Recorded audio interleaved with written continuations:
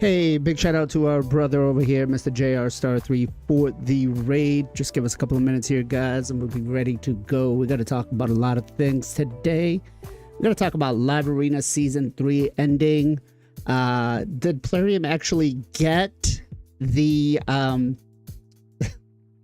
Thanks, Shay. Did Plarium actually get the, rankings right with the matchmaking better or worse?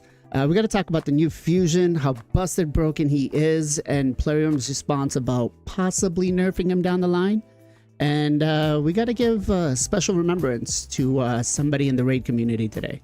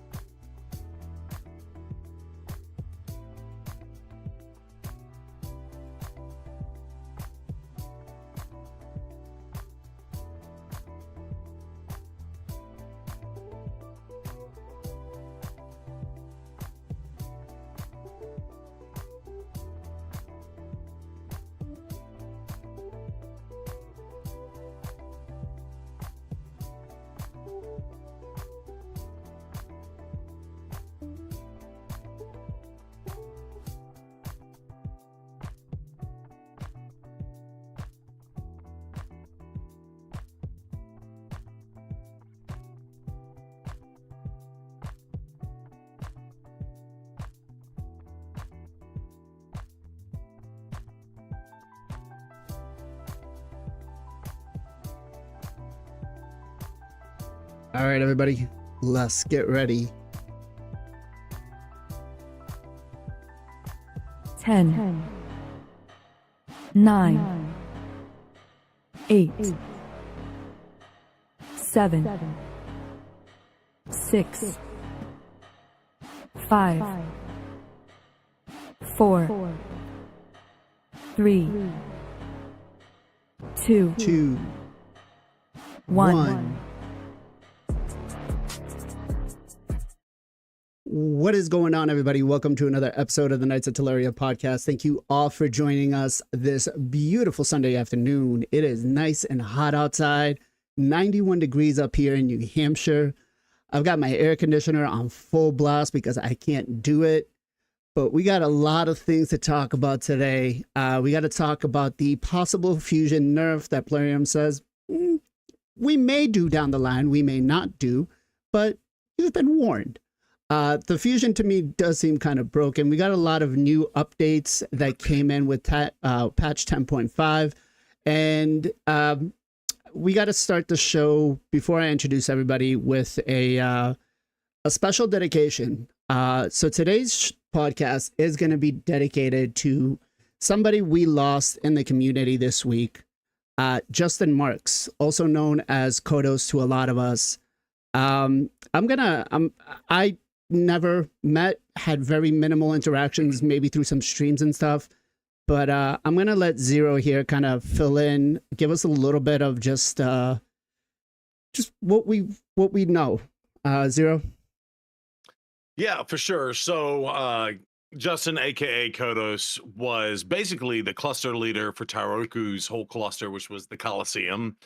And I've been a member of TC2, or the Coliseum 2, for about 3 years now, I feel like. And honestly, Justin just brought the whole community together. And I know when we talked about doing things like Siege and all the responsibilities for clan leaders and such getting picked up, I know I've given Kudos a couple shout outs on the show specifically, just saying, hey, awesome person. But really what he meant to everybody, even if you weren't a member of the clan, but if you knew him or got any help from him, he was one to spend hours and hours and hours in the game helping people out. He was constantly, showing off his teams and his compositions, but he would do takeovers. And again, this is someone that wasn't a content creator. He wasn't a streamer. He wasn't a YouTuber or anything like that, but would spend way more time than I do as a content creator helping other people on their accounts and doing takeovers and all kinds of stuff. So he just was a fantastic person in the community. It's really sad. And again, for those who did not see the video or don't know any of the details, it was a traffic accident, not his fault at all. He was just riding on his motorcycle and someone was driving too fast and swerved into his lane and unfortunately took him at the young age of 34. So shout out to him. And we do, one of the things that he wanted to get was to get the 5 million tag in CVC. And so I was the only person left with access to his account. So I'll just go ahead and give you a preview now. We did get it. It was quite the grind. Future video coming out next week on that, but we were able to honor him. The clan was very happy, and the community in general. It's just been amazing. So yeah, just special shout out to just someone who, loved this game, tried to do what he could do for the community, and just, yeah, I mean, what else is there to say? Just awesome dude. I think, what you did here, what your clan did, getting one of the things he wanted to achieve in the game was a great way to send off the account to, we don't know what's gonna happen or what they're gonna do. But that said, I just want to say, we'll, for his family, with our condolences. It's always sad losing a son, and it's always sad losing a member from our community. So our thoughts and prayers go out to his family. Whew. All right. Now that we got that part out, let's liven everybody's spirits up a little bit by introducing my co-host for today's podcast. In the free-to-play section, content creator free-to-play section, we've got our boy, Mr. Final Campachi. Ken, what's going on, brother? How are you? Man, I actually saw the video, your video, but I didn't got the time to check. I wasn't know the story, and it's a little bit hit me. Not gonna lie, I'm sorry to hear that, and rest in peace to kudos. That's such, man. Like we are in the same age actually, so yeah. Anyway, I was finally managed to go outside of my home this weekend. I travel to seaside. I did like 1 day vacation. It's helped me. I touched some water beside the grass, so it was nice. Yeah, it was nice. I drink some stuff as well, so which is the first time I did, but yeah, it was good. How about you guys? How have you guys doing? Doing good. I got 2 weeks without any kids, so it's been a lot of fun. I just finished my vacation, did absolutely nothing for myself. But let's go to, let's check in with Live Arena since that came to an ending for season 3. But let's talk with Mr. G Mills, aka Gestel Gaming. What's going on, brother? How are you? What's happening, buddy? Doing great here, man. Beautiful in California, 72 and breezy. Sorry for the rest of the United States and the rest of the world if it's hot for you. Sorry, not sorry. I pay way too much in taxes, so at least I got the weather. Whoa. Doing great though, man.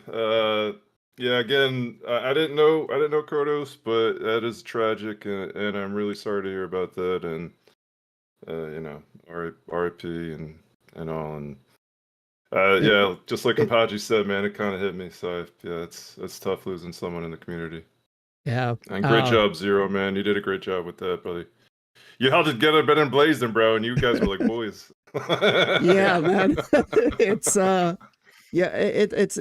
always just hard losing somebody close to you, right? Like I couldn't imagine if something, God forbid, happened to one of my kids. I would be devastated. Let's check in with our low spend endgame position, Mr. MXPJE. PJ, what's going on, brother? How are you? Doing pretty good. Sadly, no UFC this weekend, so that was meh. But last weekend was some crazy fights. That was really good. And yeah, excited to be here to talk about Raid with you guys. RP Kodos for sure. I knew him a little bit. He was in my chat a little bit. Was definitely in ZB's chat a lot. I was lurking in ZB's stream all the time, so I would see him pop up. And yeah, crazy. I watched Zero Brew's video, and it's tragic. You never want to see that or hear that. And initially, when I saw the video, I thought he was just leaving the game, which was sad enough. And then I saw that he passed away. I was like, oh, wow, that is not what I was expecting at all. So, yeah, big RIP to Kodos. And yeah, after that, I'm excited to be here talking about Raid with you guys, but definitely a little bit of a sad one because of that. Yeah, probably wasn't the best way to open up the show. I'm not going to lie, but, it's deserved though. Yeah, agreed. Let's check in with our 5-headed thinking player, Mr. JR Star 3. Jay, what's going on, brother? I'm doing pretty good, man. Just been grinding, of course, this Fragment Fusion summon, but also just enjoying a lot of other things as well. I did know Kodo myself. Talked to him like maybe 3 or 4 times with some other in-game players. And then when I found out, I was actually in the Discord. So when it happened, I saw it I found out live, because in the Coliseum Discord. And then yeah, rest in peace. Unfortunately, this is not the first player. Unfortunately, when it comes to Raid, we've lost a few, and not just leaving, but just passing away too. So it's kind of weird, all this happening in 1 year, like back to back. It just goes to show, like, anything can happen in real life. You got to be careful. Right. So hopefully, condolences to the family. Right. And last but not least, the Dab Master, all the way from Texas, Mr. Zero Brew. What's going on, brother? How are you? I'm doing good. I just got back from vacation too, and that's when I kind of found out the news. But I will say I got some sun because I was at the beach as well, Blazing. But you look like you've got some tan on you, brother. you rocking out with some tan. I've been doing a lot of yard work. Yeah, it took me like 4 or 3.5 hours to cut my grass. Then I got to leaf blow it. Then I got to cut it again because I'm like crazily anal that it's all leveled out and everything. Yeah, so I was out there for quite some time. That doesn't Okay, surprise gotcha. me. That's funny. Yeah, but I'll say this, and thank you all for the mad respects, and maybe his family will get to see this VOD or whatnot. But I'll just say, in honor of him and what everything he had, he'd want us to have a good positive show. So we'll turn up the positive vibes and just say thank you, Kodos, for everything. And I'm glad to get back into the swing of things. I know there's a lot going on in Raid, so I had my frustrations and stuff with that, but I'm sure we'll talk about that as well. But look forward. I'm glad to be back in the grind, the normal routine. So looking forward, and I kind of missed you guys. I'm not gonna lie. So yeah, in honor, Kodos. Me personally, I'm gonna be as positive as possible. Where I can. Yes, I say we're not going to be talking about some positive things there's here. a lot of changes that we can be grumpy about. But I'm gonna take the glass half full approach for the rest of the stream. That's gonna be my goal. So All We'll see. right. Yeah, I will say it's there's going to be some good things to talk about today, and there's definitely going to be some negative things.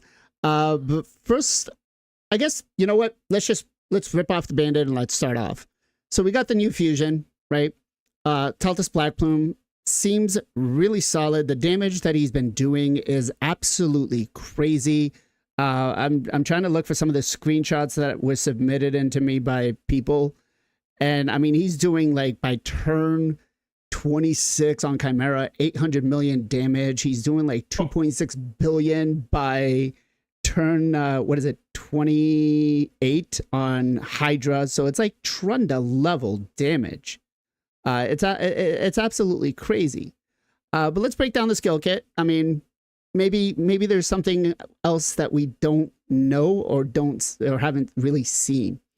So the A1 has a 40% chance of placing a block active skills debuff for 2 turns. This effect cannot be resisted if this champion is under a shield buff.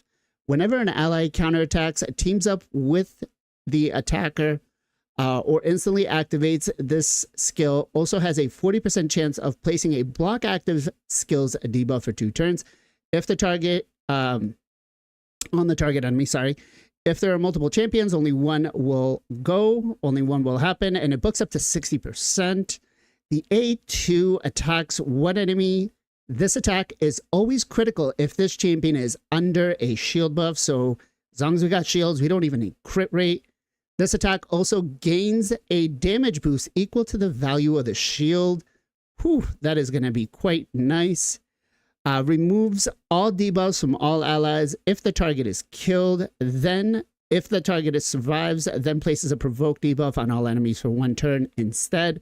This effect cannot be resisted if this champion is under a shield buff. And then the A3 places a 50% ally protection buff, a 50% increase attack, and a 30% increase speed buff on a single ally for 2 turns. Also fills that ally's turn meter by 40%. Instantly activates this skill at the end of an ally's turn if that ally has no buffs and their HP is lower than 100%. Multiple champions, only one happens. And then the passive, every time an enemy hits an ally, that ally's next attack will deal 10% more damage for each hit they take, stacks up to 100%. The damage increase resets after the ally deals damage, and he gives us void HP 40% in all battles. So again, we've seen the damage testing coming out of it. Crazy numbers. Let's go to Ken first. Ken, are you skipping this or are you going for him? What are we thinking? Yeah, I want to talk Don't get about into the all of second part. Don't get into the second part yet. We're going to get that into a minute. Just All right. I just record a video today on my YouTube channel. I talk about that scenario. I mean, this champion, 17 minutes, and I can talk like 2 hours nonstop. There is lots of things to talk about him, but I guess we are going to leave that to second part. Bro, like, first of all, I wasn't thinking he's going to deal that much damage because I was thinking Plarium is get rid of the shield, right? They put the damage cap on the Hydra, stuff like that. Wixwheel, they nerfed the Wixwheel, and I wasn't thinking like it's going to deal that much damage, and I was thinking, oh man, I think I'm going to get him for the faction war. I don't have a Taras Marichka. Bannerlord is quite a hard, and he's a Void Lego as well. I was actually like covering him on my YouTube channel when the first time we see the fusion before the test server videos, because he can be nice on the hard faction war, Nobody talking about hard faction war on about him. Like, nobody care about A1, A3, or the passive skill. All they care about his A2 skill, which is we are going to talk about soon, I believe. Yeah. So. Yep. Okay, so you're definitely going for the fusion then.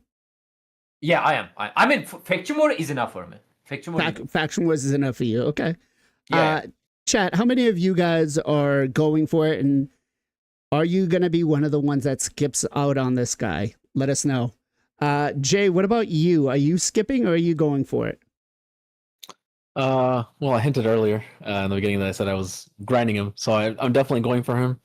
But it's a Void Legendary. Most people shouldn't skip that, right? Like Emic, Trunkheart, or Vlad. Anytime they give you a Fragment Summon or a Fragment Fusion Summon, you should definitely go for it if it's Void. They have a tendency of buffing champions, or we're going to talk about something else later on. So this is one of those things where people are skeptical. They're like, why do it if something happens in the future? But you never know. It's just a disclaimer, so we don't know. But at the same time, like Funnel Kampachi said, I need him for hard faction wars. A lot of my factions are stuck at 14. I have some factions that can go up to 18 or 19, but I'm stuck at 14 a lot of. So I need everything I can get. So yeah, I'm going for him. Okay. Zero, what about yourself? Yeah, so definitely for this guy. I mean, they're saying everything that I've been saying, or that I would say. Yeah, I think anytime they give you a Void Champion, you got to go for it, no matter what. And then I think again with the introduction of Faction Wars Hard, just the weak, not landing the weak hits alone. I've seen where I've had 4 Void Champions and like 1 non-Void, and even that can get you in trouble. And so just being able to put a team, even if this dude, does get nerfed or not get nerfed, whatever, it doesn't matter. You just need him to not land those weak hits. And or, I guess you had the affinity breaker stuff, and then you're looking at 50-50 shots, and that does not sound fun at all. So, I mean, basically to guarantee yourself to future complete Faction Wars Hard, you need a Void Champion. So go for this dude if you can. Okay. I'm reading chat here, and a lot of people are like, it'll be like 1 year before they nerf him. And was Wixwell that long of a nerf? Did they wait a year No, to they nerf nerfed Wixwell? them. They nerfed them before the fusion actually started. For Wixwell? Or no, Wixwell, Yeah, they nerfed them between testing and the fusion starting. Okay. Was it between him and Emic or something? They were doing something stupid. So Emic was nerfed. I believe it was midway through the fusion. Oh, maybe Emic was the one they nerfed. Yeah. Between. Maybe that's what I'm Wixwheel thinking didn't got nerfed that fast. No, okay, Wixwell, no, it was Emic. Wixwell You're right. was It was definitely Emic. after. Got nerfed right away. Tranda took 1 year. Trenda still hasn't. Trunda hasn't been nerfed. Gestel, what about you, man? Are you going to be going for this fusion? Yeah, like everyone said, Void Lego. Your odds of getting a Void Lego in a poll these days are like next to none. You kind of just have to go for it based on that. I mean, the worst one they've done, I guess, is what Supreme Elhain, and right now she ain't that bad because high elves are terrible for damage. Yeah. Yeah, they're the worst, but she's I'm not lucky. that good either. I have an but ethos. Yeah, I have ethos too. Well, Master very nice too. If you That's true. Yeah, that's true. Yeah. So whatever. Solely based on that, I saw Void Lego. I'm like, obviously, I'm going for it. I like a couple of other people said I didn't I thought they would limit the shield like Acelin, right? Like, don't they limit the damage based on a certain amount of shield or something? Is that not happening with this guy? Obviously it doesn't seem like he is because he's doing like infinite damage. So the damage cap on the shield is up to 1 million is what I think we can get as the biggest shield. Yeah. But the shield can grow. Yeah. Okay. But so the multiplier on it is just crazy. Okay. But So. they should have they had. I feel like they had ample time to at least a day or two to test the math a little bit to have nerfed it before the fusion started, right? Like, is that a crazy thing to say? No, that's I one of my will topics today. I will say so. You guys, or at least 3 of you guys, can confirm this. I had a very extensive, let's go, discussion with the YouTube community managers where I'm like, I like these fusions aren't thought of the day before, the day after. They're thought about months in advance. And, what I was basically told is, yes, the testing is done months in advance. We even have, a third-party company that comes out and tests it, and then they get it tested on the test server. Wait, what? You're Yep. breaking Really? news down. Yeah. A third-party company tests this. They need to Yep. be fired. Yeah, I mean, I agree. Wasting money. Yep. They are Uh, wasting money. It's- They are wasting money. I mean, like I said, the guys can Hire back some me up. people This from is the what community. Jeez. The that's testers what I not said. in-game players, Visoria says. Well, they need to have in-game accounts. You can just give them accounts, right? That's true. They can copy accounts, and I mean that's what they did with They put 'em on Scratch's the test account. They server. said, yeah. But yeah, they said that's what it is. That's what they do, and so, but they can't anticipate every single thing. And I'm like, my basic response was, Bronco did it in less than a day. So These aren't even big things. Like, what do you want me to tell you? yeah. It's every content creator has like their thing, and Bronco obviously like looks into these kinds of situations, and it's not like it's reported to them and they don't know about it. Like the guys that are doing the work on the test server have, I think it's about a week access prior to the fusion to be able to do some testing, or maybe it's 2 or 3 days, but they're definitely told within advance. That's it. PJ, I didn't want to skip you, but are you going for the fusion? Yeah, I mean, I feel like you have to, because if they don't nerf him, then this dude's a must-have, and if they do nerf him, then he's still going to be a void legendary. His kit is kind of weird in my opinion. I don't know. Like the synergy kind of doesn't really make sense, but I still feel like you still have to get him just because he's a void legendary, and like Kessel said, you're probably never going to pull him. He's definitely gonna be helpful for hard faction wars, and yeah, even if he gets nerfed, I still think it's worth the risk. Right. What I find a little kind of crazy is just in this screenshot, we've done 800 million, and this is just a 3 multiplier. So this will essentially make it so that everybody is either using the same team or getting their automatic 1 key on almost any content. That said, I want to ask you guys, it seems like everybody is going for the fusion. Is it going to I'm gonna test the water with this. Is it going to be boring for us to do these game modes or play this content anymore because we're all going to be running the same team? Is there going to be even any challenge to us competing if we're all running the same exact composition? Ken?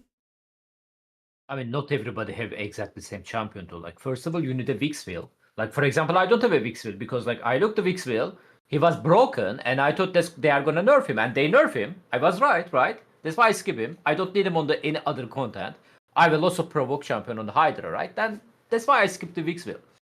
So first of all, you need a Vix wheel, and there is a Senna, like, which do you is have a another Brogni? Yeah, but I think Vix Do you have wheel a Kresk? is easier. I do. So you can work the same composition. Not exactly the same result though. Like, again, like there is a Senna as well, which is she's a god tier champion on the Chimera alone. Like, if you're missing her, I mean, I got your point. Point. I'm just saying, if everybody's gonna have the same champion, what's gonna happen in these Chimera and Hydra clashes, right? And I don't think it can be used that much in Chimera for late game. I don't know, 800 million with a No 3 trials. multiplier. No trials. Yeah, That's all you care about in you late can- game is the mythical trials. Okay, but you it's can beat the 3 Clash, though. trials. But the right now the clash is the rewards are terrible. If they I made mean, them better, That is then fair. it would They be say something. that, they said something about that. They are saying like they So- are gonna increase the reward on the Chimera or something like that. But yeah, Yeah. I agree Yeah, with you. They're reworking. Hydra will be an Hey, issue. and speaking about the man, Mr. Bronco, joining us over on the YouTube side. Make sure you guys are giving him a follow. Show him some love for breaking the game, and give him a big thank you in chat, and saying thank you for I guess bringing out the light and showing us what Well, no, Plarium you- maybe or you may need not to be doing. Yeah, Go and ahead. you have to give Bronco just awesome credit, because it's like, first of all, it takes almost like a genius mind to come up with some of this stuff, but the fact that he takes his time to use his time on the test server, and he breaks it before the thing's even released, before the fusion starts. So it's like, hey, raise my hand, red alert, you've got an issue here. And so shout out to, again, Bronco, because he breaks it in such a great way. And it's like, okay, glaring hole here now, Plarium, what are you going to do, right? Right. So chat, make sure you guys give Bronco a big old thank you for breaking the game for us, and at least making it so I can rage out like this. Ken, sorry, I didn't mean to cut you off. No, but, you're raging out to their response, not breaking the game. You're true. Plarium's response True. to the game being broken. That's But really what you're raging out would on. the response happen if he didn't break the game? Right? Well, someone is going to break the game. I'm glad that Bronco did it ahead of time. Is my point. Well, okay, let's again. I'm going to take a glass half full. I'm just saying. Would you rather, before the event even starts, know that glaring issue and he may or may not be nerfed, or would you rather know a week or two in? It's like, oh crap, this is what he can do. I'd rather know ahead of time and have everything on the table, and then people can make a decision on their resources.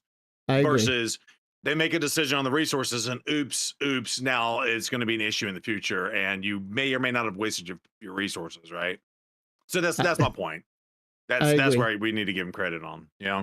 Dylan, I definitely agree with that. I think Bronco should be the third party tester that does everything for Plarium, because he just does it so much better than whoever they're using.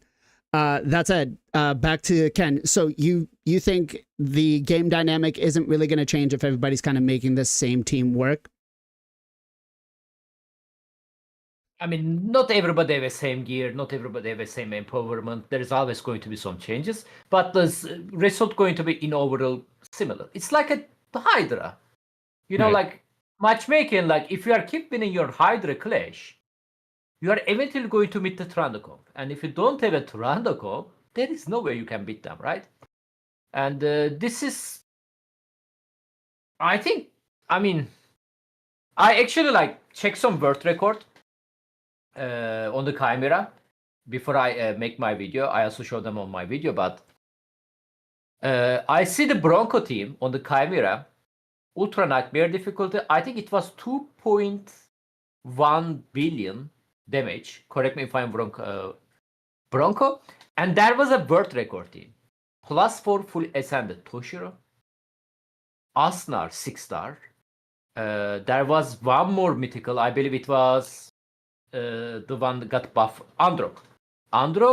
There was a Senna, I think. And it was 2.6 billion.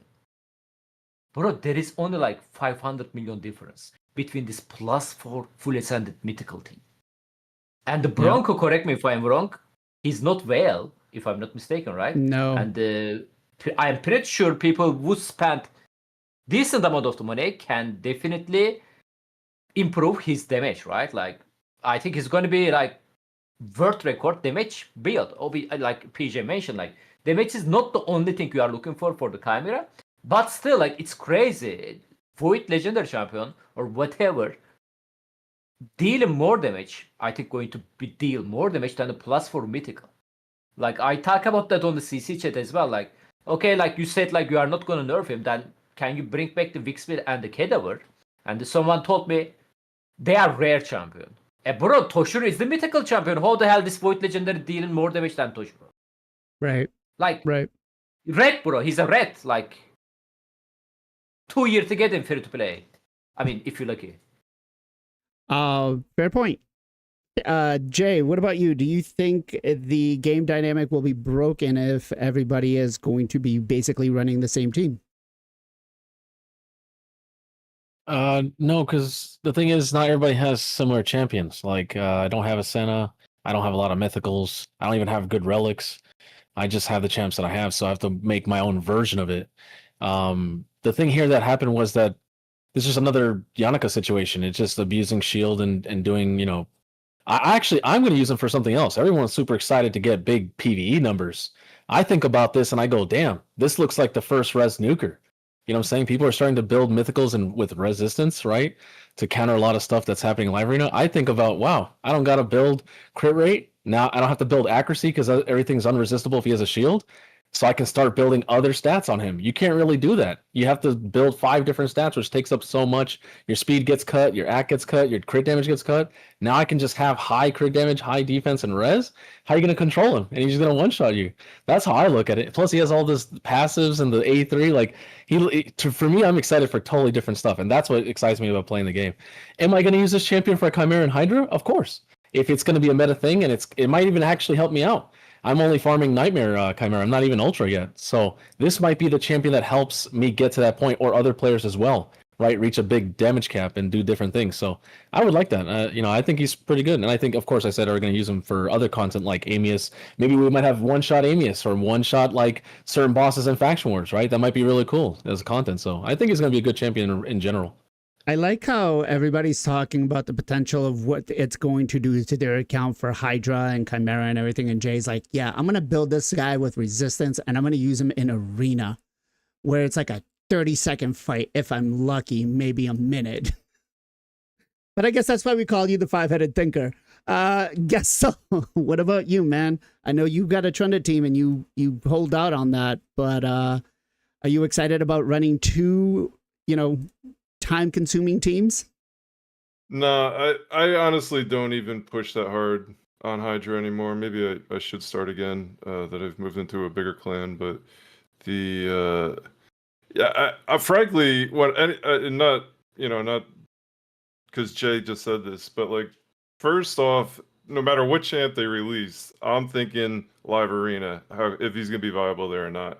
And I do see viability 100% there for him in like a completely different build than you would build for these damaged ones. Obviously, he is crazy interesting.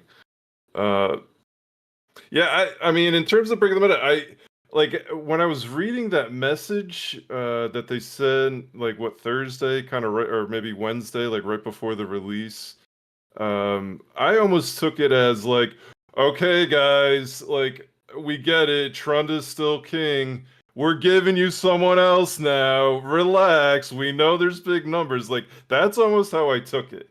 Maybe I'm wrong. Hopefully I'm right, and they're not going to nerf it. And they just feel like it's the answer to Trunda, I guess. I don't know.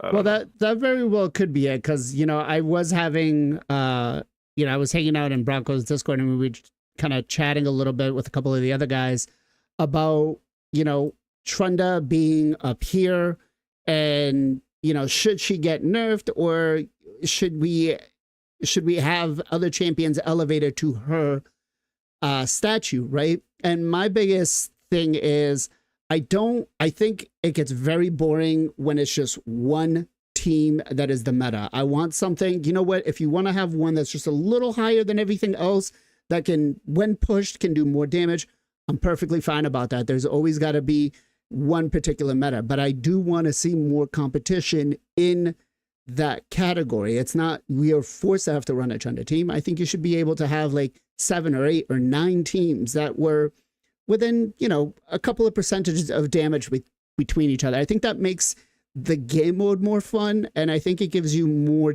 more enjoyment in the game, right?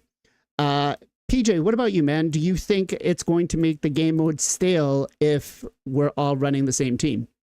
Yeah, so one thing, just to go off of what Gusto said, if that is, like, that could be true, but why don't they just say that to us? Like, that just make things so much easier, because then we wouldn't have to guess if they were going to nerf them. Like, if they just said, oh, this is, like, the counterpart to Trunda, then it'd be like, oh, okay. But it's, like, it's all the secrecy that makes everyone so, like, paranoid, I feel like. But to get back to the question you just asked, No, I don't think it's going to make it too stale for a few reasons. One, for Hydra, there's 3 teams you got to run, so you're gonna have variation in that. Also, not everyone has the same champions, like everyone said. There's gonna be variations of this team. There might be like the best team that can do the max level. Then there's gonna be, if you don't have this champion, you can replace it with this champion or this champion or this champion, where you're not gonna have as good a damage, but it's still gonna be really good damage. The one thing that I'm worried about a little bit is, I think Chimera is going to impact the mid game players more than the late game end game players. I think the mid game players is going to help them get to like the 1 key, which is huge. Like they don't really care about the trials as much as just getting like the top chest. But I think it's going to like inflate them a lot almost to where it might be too much to where they might be coming into with like the bigger accounts. So I could see like an issue with that. But as far as late game end game, I don't think as many people are going to be running it unless there's somehow a crazy team with damage and trials. But I think trials are just so impactful right now, and like the clash rewards just aren't that impactful. If they change the clash rewards, then maybe it'd be a different we'd have a different conversation. But yeah, no, I think there's still gonna be some variety. Okay. I mean, I think it will do, one of the things that almost everybody tries right now for Hydra is to get their 1.2 billion Clash points, because the rewards there are, really good, allowing you to be able to make those 2 set bonuses. And so I think with this, like, it is going to open up a lot of the player base to start getting these rewards, even though they're not great, right? Let's be honest here. The gemstones usually it's like a rare 99.9% of the time, because I think even when you get the 8 billion marker, you're still getting a rare one. But it is going to start opening these up. But I do hear your concern about lower end accounts that aren't able to compete start moving and creeping up to tier levels that they can't do. And I think that would cause a lot of frustration and possibly getting people to quit, right? Zero, what about you?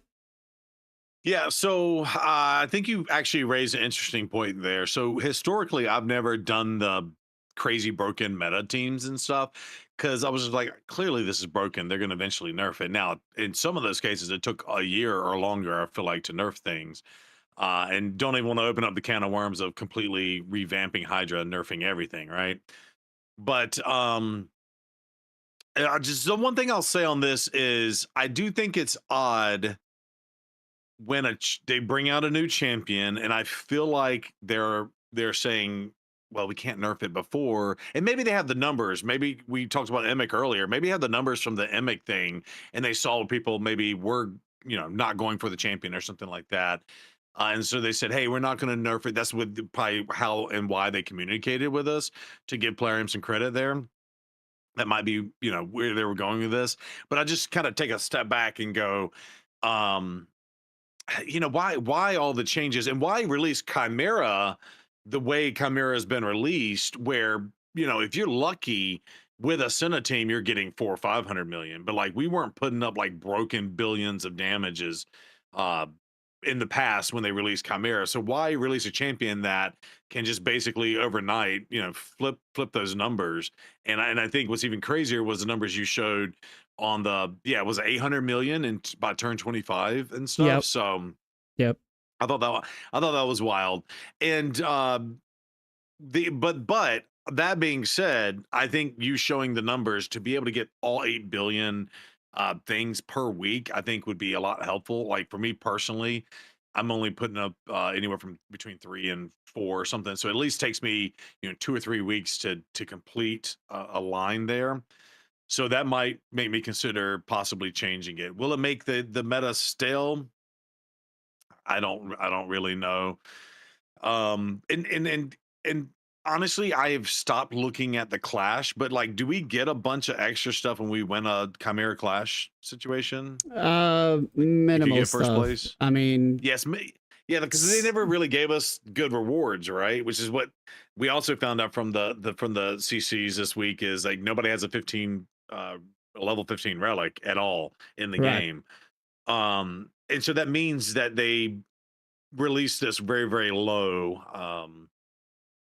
to potentially buff it up in the future. So I don't know. I just ADHD'd all over my thoughts here on this. I apologize. But yeah, so I think I don't even know if the clash matters so much. If we were getting a whole bunch of extra stuff out of the clash rewards, I think maybe that changes things and maybe more people will call for a nerf. It's like I think y'all alluded to it.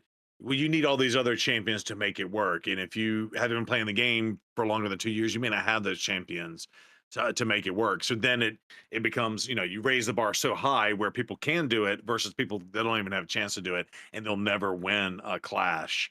Well, yeah. So we'll see. Maybe they'll make changes. I guess I'm going to ask Chad here a question. Does it even matter if you win Clash? Because if you're trying to progress your account and you're trying to level up all of these relics, you're pretty much in the same situation that I am with your Stardust, which is pretty freaking low. I'm at 9. And, with Faction Wars right now, trying to transfer everything over, it's just eating it all up. So I guess if they did anything, I'd want more Stardust, to be quite honest. But let's move into the juicy part right here, where my favorite. Okay, so Plarium's initial response to the champion being broken is, folks, after seeing all your comments regarding the fusion and his potential nerf, just wanted to clarify, we have no intention in doing so. Cool. So that right there, I'm fine with. Disclaimer. Keep going. I should definitely add a disclaimer that this statement does not mean it will never, ever happen. Just because I said earlier, the game is dynamic and things change.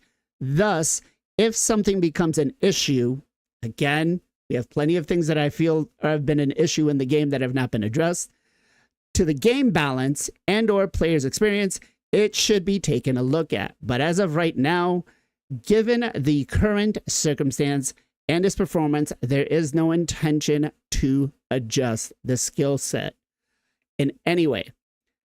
Okay. I have a better version of this. Hold on. I think this is the message they sent to I have the other one too, and we'll go with that one after, because that was the response to me raging out afterwards. No, it was me raging too, because this information only given to the tier 3 content creator. People asking me question, are they going to nerf him? And they're telling me they told the CCs to not nerf it. Bro, they didn't tell us anything. They only shared this with the tier 3s, and I was keep asking that question, are you guys going to nerf it? Because I want to know as well. I don't want to hear from somebody else. Don't get me wrong, tier 3 content creator friend, but I want to see the message myself, because that message going to be proof in the future. So screenshots. So here is the response after we had a few comments being made, folks. I just wanted to address the comments regarding the Fusion's performance, considering the Fusion event is starting today. The Fusion is indeed demonstrating some impressive performance out there. However, the team does not consider any changes to his skill kit at the moment. He is a solid Void legendary champion that will be great to help players both in PvP and PvE. I don't know where they see the PvP aspect, but hey, just as always, keeping it. Well, yes. I mean, I saw it too when I thought about my Taurus Marichka Acelin composition, but maybe.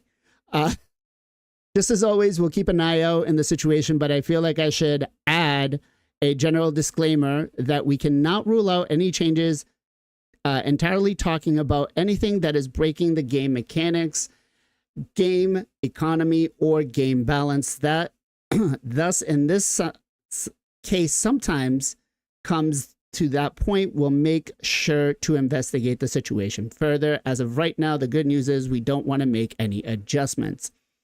So can I start? Yeah, okay, I'll let you go first. Go ahead. Okay, there is a one word is I'm interested about it. They are saying we cannot rule out of any changes entirely talking about anything that is breaking the game mechanic. He is what he doing right now? I'm like seriously asking that question. What Titus doing right now? What the Bronco showing in the last couple of days? Breaking the game mechanic.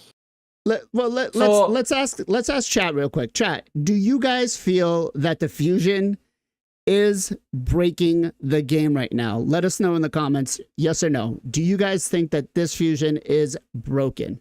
Go ahead, Gad. So they said, okay, they said like they are not gonna nerf him until he break the game mechanic, right? Well, he's currently breaking the game mechanic. So I'm like, are you guys gonna nerf him then?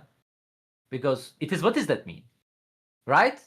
Like that's weird. Like I don't know what's gonna happen. But you know what is the take attention of me? Can you please check the current prison pool? Oh God. Wicksfield there. Well, hey, listen, Ken. I'm gonna sell it before the nerf. You can get, Of course. you can get. Yeah, it I can now. get my Wicksfield. Yeah, exactly. So look, here's my thing, right? If you want to nerf the champion, fine.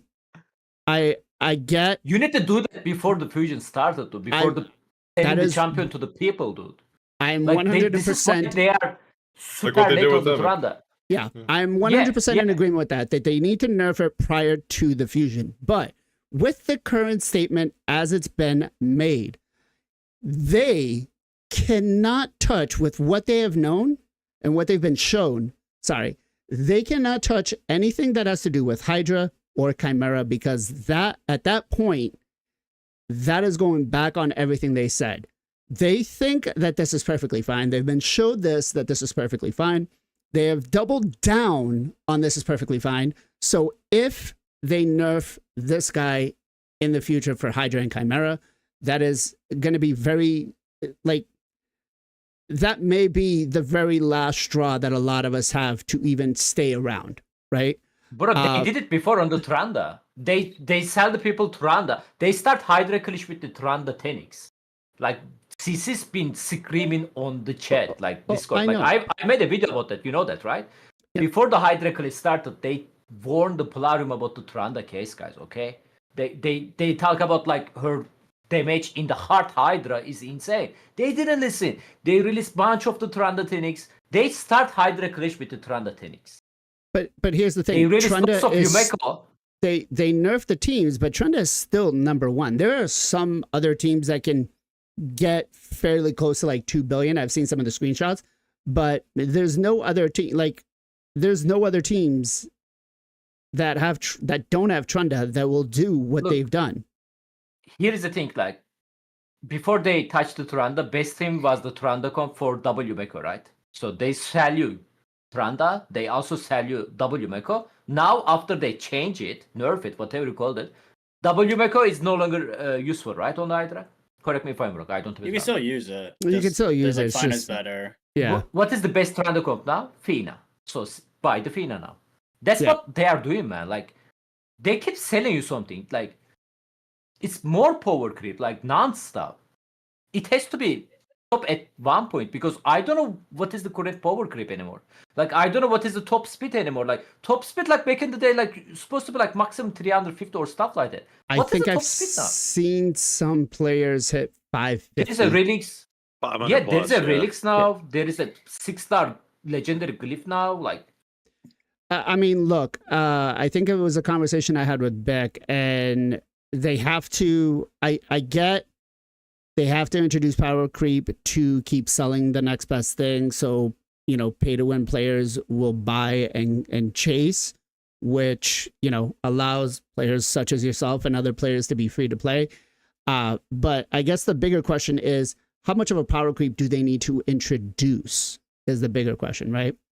That said, what do you guys feel should have been? I guess let me ask: what is your current feelings on the statements that they have given us for, you know, the possibility of this fusion getting nerfed? Gessel.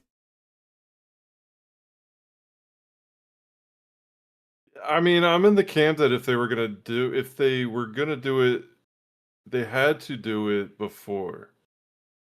It's I mean, it's a void fusion, right? Like I said, but before we knew these numbers are as crazy as they are right now, I was saying you got to go for it. Void fusion could be used in multiple different capacities. We didn't really know how he was gonna, what would be the best slot. Obviously, it looks like the damage, but it could be a lot of different things. So, like, I don't feel like it should change anyone's mind, especially if, like, let's say it just comes down a little bit. It's still gonna be insane. And the other thing that I really liked about it when I heard his damage was good, I didn't hear it was insane right away, but when I heard his damage was good, I was like, man, like a strong void damage dealer for Chimera would be so nice, because those like 4 weeks when your affinity is off, normally I have like all I feel like is they're blue damage dealers. So when that's a bad affinity, I feel like my Chimera like just totally struggles. Like this, I was like, oh nice, this could be like a really nice supplement for like everybody, right?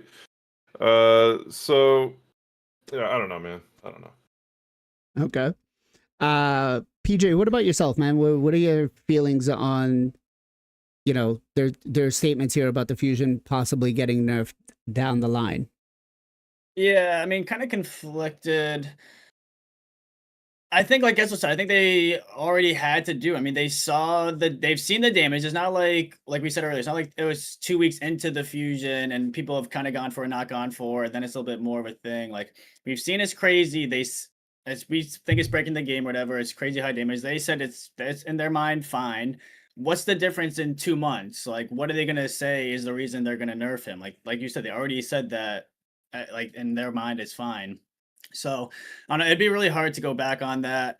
And like, is it good or bad? Like, Trund is also still broken in my mind. So, like, are they just should they revert the Hydra, go back to the old one where there was like everything was broken?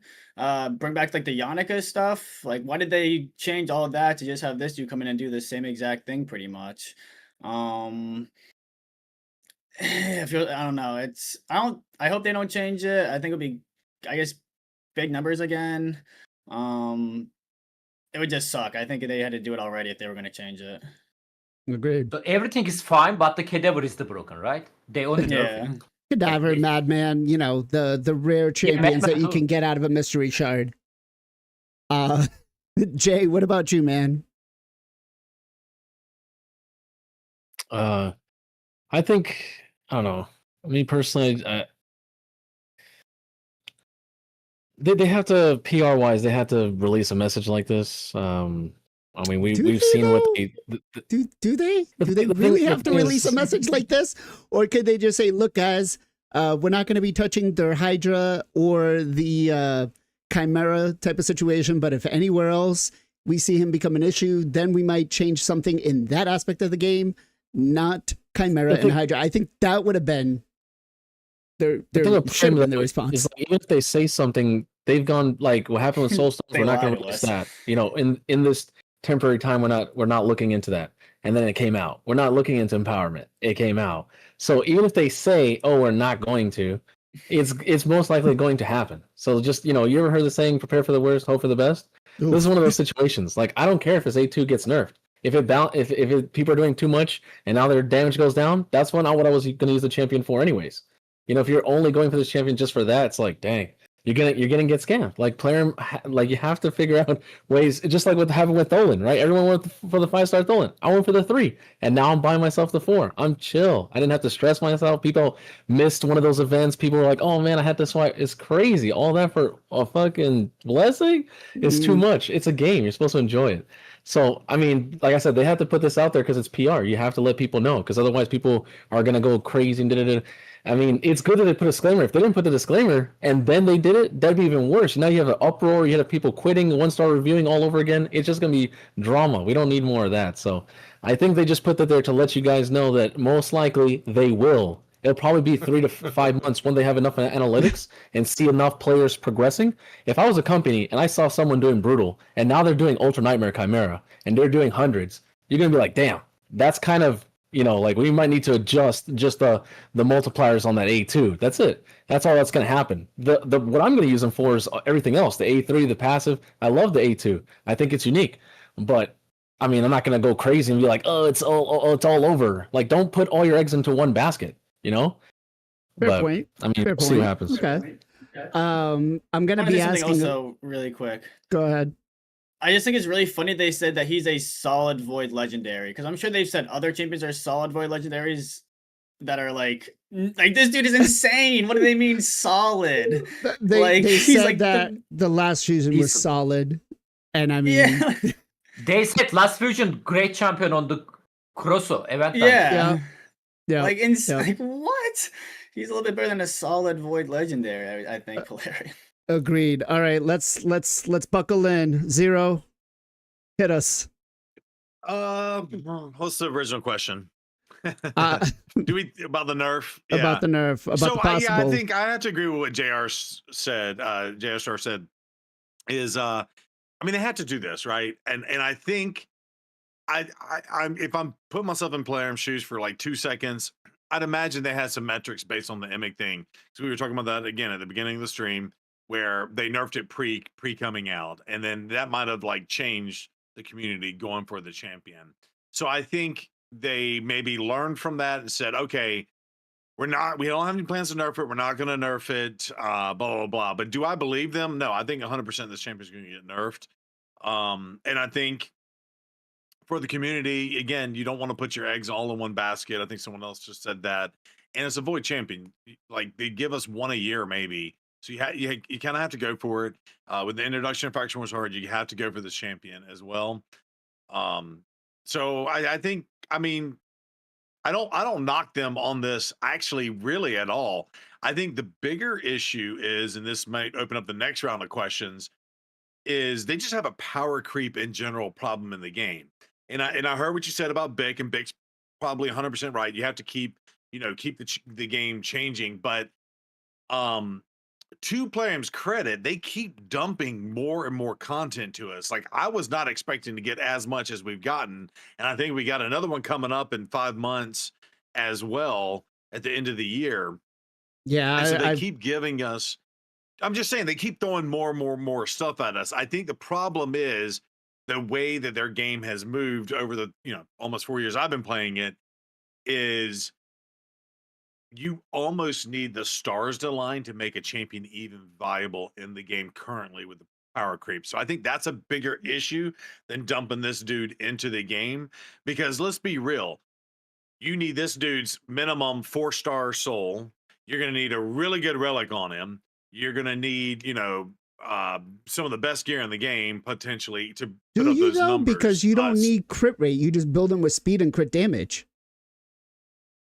I'm just saying, if you pull a really good champion, maybe not specifically this champion, which is why I think this one's going to get nerfed to come back in line with everybody else. But I'm just saying, if you pulled, I don't know, an Arnorn or something like that, I'm just picking some other void champion that can put up some massive damage. You're picking the guy I hate the most.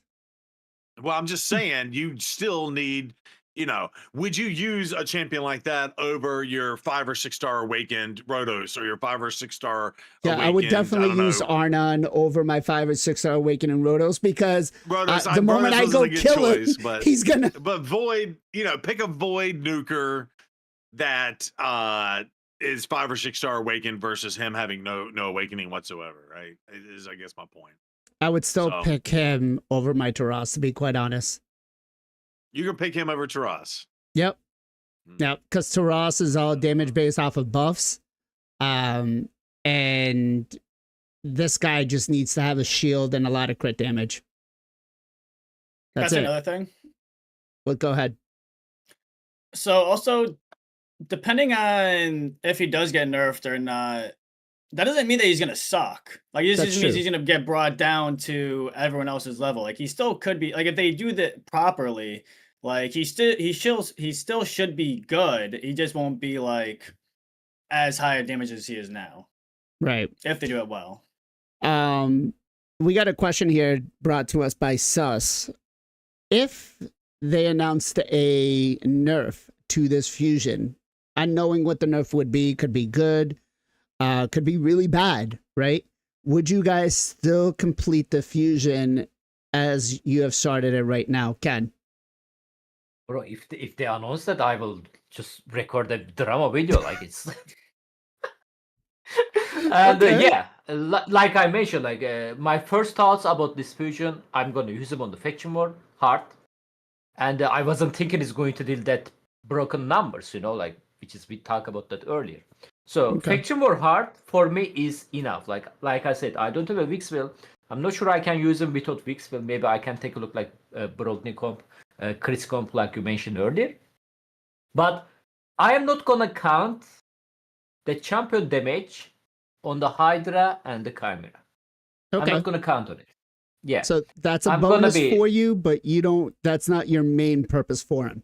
Yeah, I'm not gonna be count my account the amount of the shard I'm gonna put on the 10x or 15x. I'm not gonna be count around of this champion Okay. because Fair I know point. what happened. Like they said, like, hey guys, Tranda comp is hard to build. That's why damage output is okay. So we don't have a plan to nerf it. We also see this announcement from Plarium before they nerf the Tranda. I mean, Fair point. I think this guy is going to be a little more accessible for compositions, and I would definitely keep an eye out on Bronco's channel to see what he comes out with. Because I mean, last Shield composition, he had 3 or 4 different variations that a lot of people could have done. Right. That said, chat, would you guys still go for this fusion if they announce the nerf tomorrow? Jay, same question to you. I thought I already answered it. Okay. yeah, I mean, So kind of. you're gonna go for it still. Okay. Yeah. Zero. Yeah, 100%. Yeah, would go for it. Okay. PJ. Yeah, I personally do every fusion, even if they're terrible. He's void. I also wasn't initially going for him, thinking he was gonna do this crazy damage with the A2. I was thinking more of like there's a certain relic you like strips their buffs with the A3 and the passive. Maybe you could do something with like a Trunda boosting her damage. So I was thinking more of like passive A3 versus him doing crazy damage with A2. So yeah, it was just kind of a cherry on top that he's insane damage dealer. You mean this, the collective? Yeah. I was already thinking about this with Tarasa. I was like, yep, this is going to Yeah. be absolutely crazy. Exactly. Gestel, what about you? Whale Yeah, PJ. Whoa. Yeah, definitely. Void Lego, just based on effect. It'd be impossible to get them. Essentially impossible to get them. Yeah. Outside of it, you gotta get the Void Legos anytime they put them out there. Agreed. So as for myself, yeah, I'll still go for him. Again, my original thought process was, I was going to use him for Arena with Taras, Marichka, Aislinn, kind of maybe make an even broker comp that I have right now for Bannerlords. But Yeah, that can be nice. I would still go for him. I don't need him for Faction Wars. I did clear Faction Wars already. So, but again, I'm going to say this. Plarium, you have told us that the damage he's doing right now is fine for Chimera and Hydra. If you are going to nerf it anywhere, it better not be in those places. Don't touch those. Or Not after you make this announcement. exactly. After you've made this announcement, you cannot touch those. You think this is perfectly fine, you need to leave it alone. That said, with this recent patch, we've got a lot of new things. Go ahead. Sorry. Can I add one more topic related Go to ahead. this before we move on? All right, do me a favor, pull up the index. Okay. Index. Yeah, so I think the other thing, just speaking out in general, is I feel like Sacred Order and Bannerlords get all the character designs. And I know we talked about Artor being one of those free champions recently that we got as well, and that went into Sacred Orders where they have a poop ton of healers and revivers and stuff. And then the same thing with this one with the Bannerlords, and you have some of the best mythicals in the game with Taras and Marishka and yada yada yada. I think something I would love for Plarium to do with future fusions, I would say even the next like 12 months of fusions, like we need to stop focusing on the Telerian League here. Now high elves are at 55, but if you scroll down that list, just look at how many Lizardmen 51, some 60s in there, and obviously Sylvan's the newest faction, quote unquote. It's been out for over a year now. It's still But like as much as- Shadowkin, huh? it still has as much as Lizardman does, and it's only been out a year. Right, but I think it's more hey, we need to, especially with the release of Faction Wars Hard, I think that's more of a glaring issue. Is there's a lot of things in there, like I don't know, one that just pops off the top of my mind is Shadowkin, and really the only good reviver in Shadowkin is an epic champion, which is what Kinagashi or something like that. Yeah, and I think Plarium just really needs. I guess what I want to say is maybe they built these different factions to do certain things to kind of complement each other, but when you do faction specific stuff that requires, hey, I need a reviver, or hey, I need this type of champion to complete that content, when the factions are so broken as they are, like again, if you didn't have to do faction specific, you can say, oh, I'll just grab one of these other healers from Bannerlords or Sacred Order or whatever, and I could build a comp easily. So I think that was the one thing when I saw this one I was a little bit disappointed in, was, hey, this is another Bannerlord coming into the fold. And I think we said that for the Artur one as well. There are a lot of other factions that need some love for some of these skills, I'm okay with it coming with Bannerlords. I got Taurus Marichka, so I'm gonna be greedy on that. Can I Go ask ahead, for the Zero Brew? Yes, sir. So that's the point. That's the point. So for example, for the Chimera wise, what do you need? Senna, right? If you want to improve your team, I mean, obviously there is an alternative. You need to open your shard on the Senna. So imagine every single hard faction war is standalone boss, bro. Let's say you got a lucky on the Lizardman, you have a Teox, you have a Chris, you have a like Fedi, like Sulfurion, you don't have a problem. Like, I don't have a problem. In the Bannerlord, I don't have a Taras Maricha. What I need to do to make a progress, I need to pull the Taras Maricha. Or the similar stuff, right? For the Shadowkin, like you need to get your Toshiro maybe, you need to get Jingwon. Actually, it's pretty solid on the faction mode. Against the enemy as well. You need to pull Ogre Tribe. There is also not have a reviver. There is a grinder Rare or and whatever. Void Grinder. Legendary. Yeah. And there is a Void Legendary, like a PJ says. So if you're struggling, you need to pull your shard on his 15x or the 10x. So that was their plan, bro. Like, this is extremely hard content, and I'm repeating, it's not made it for us.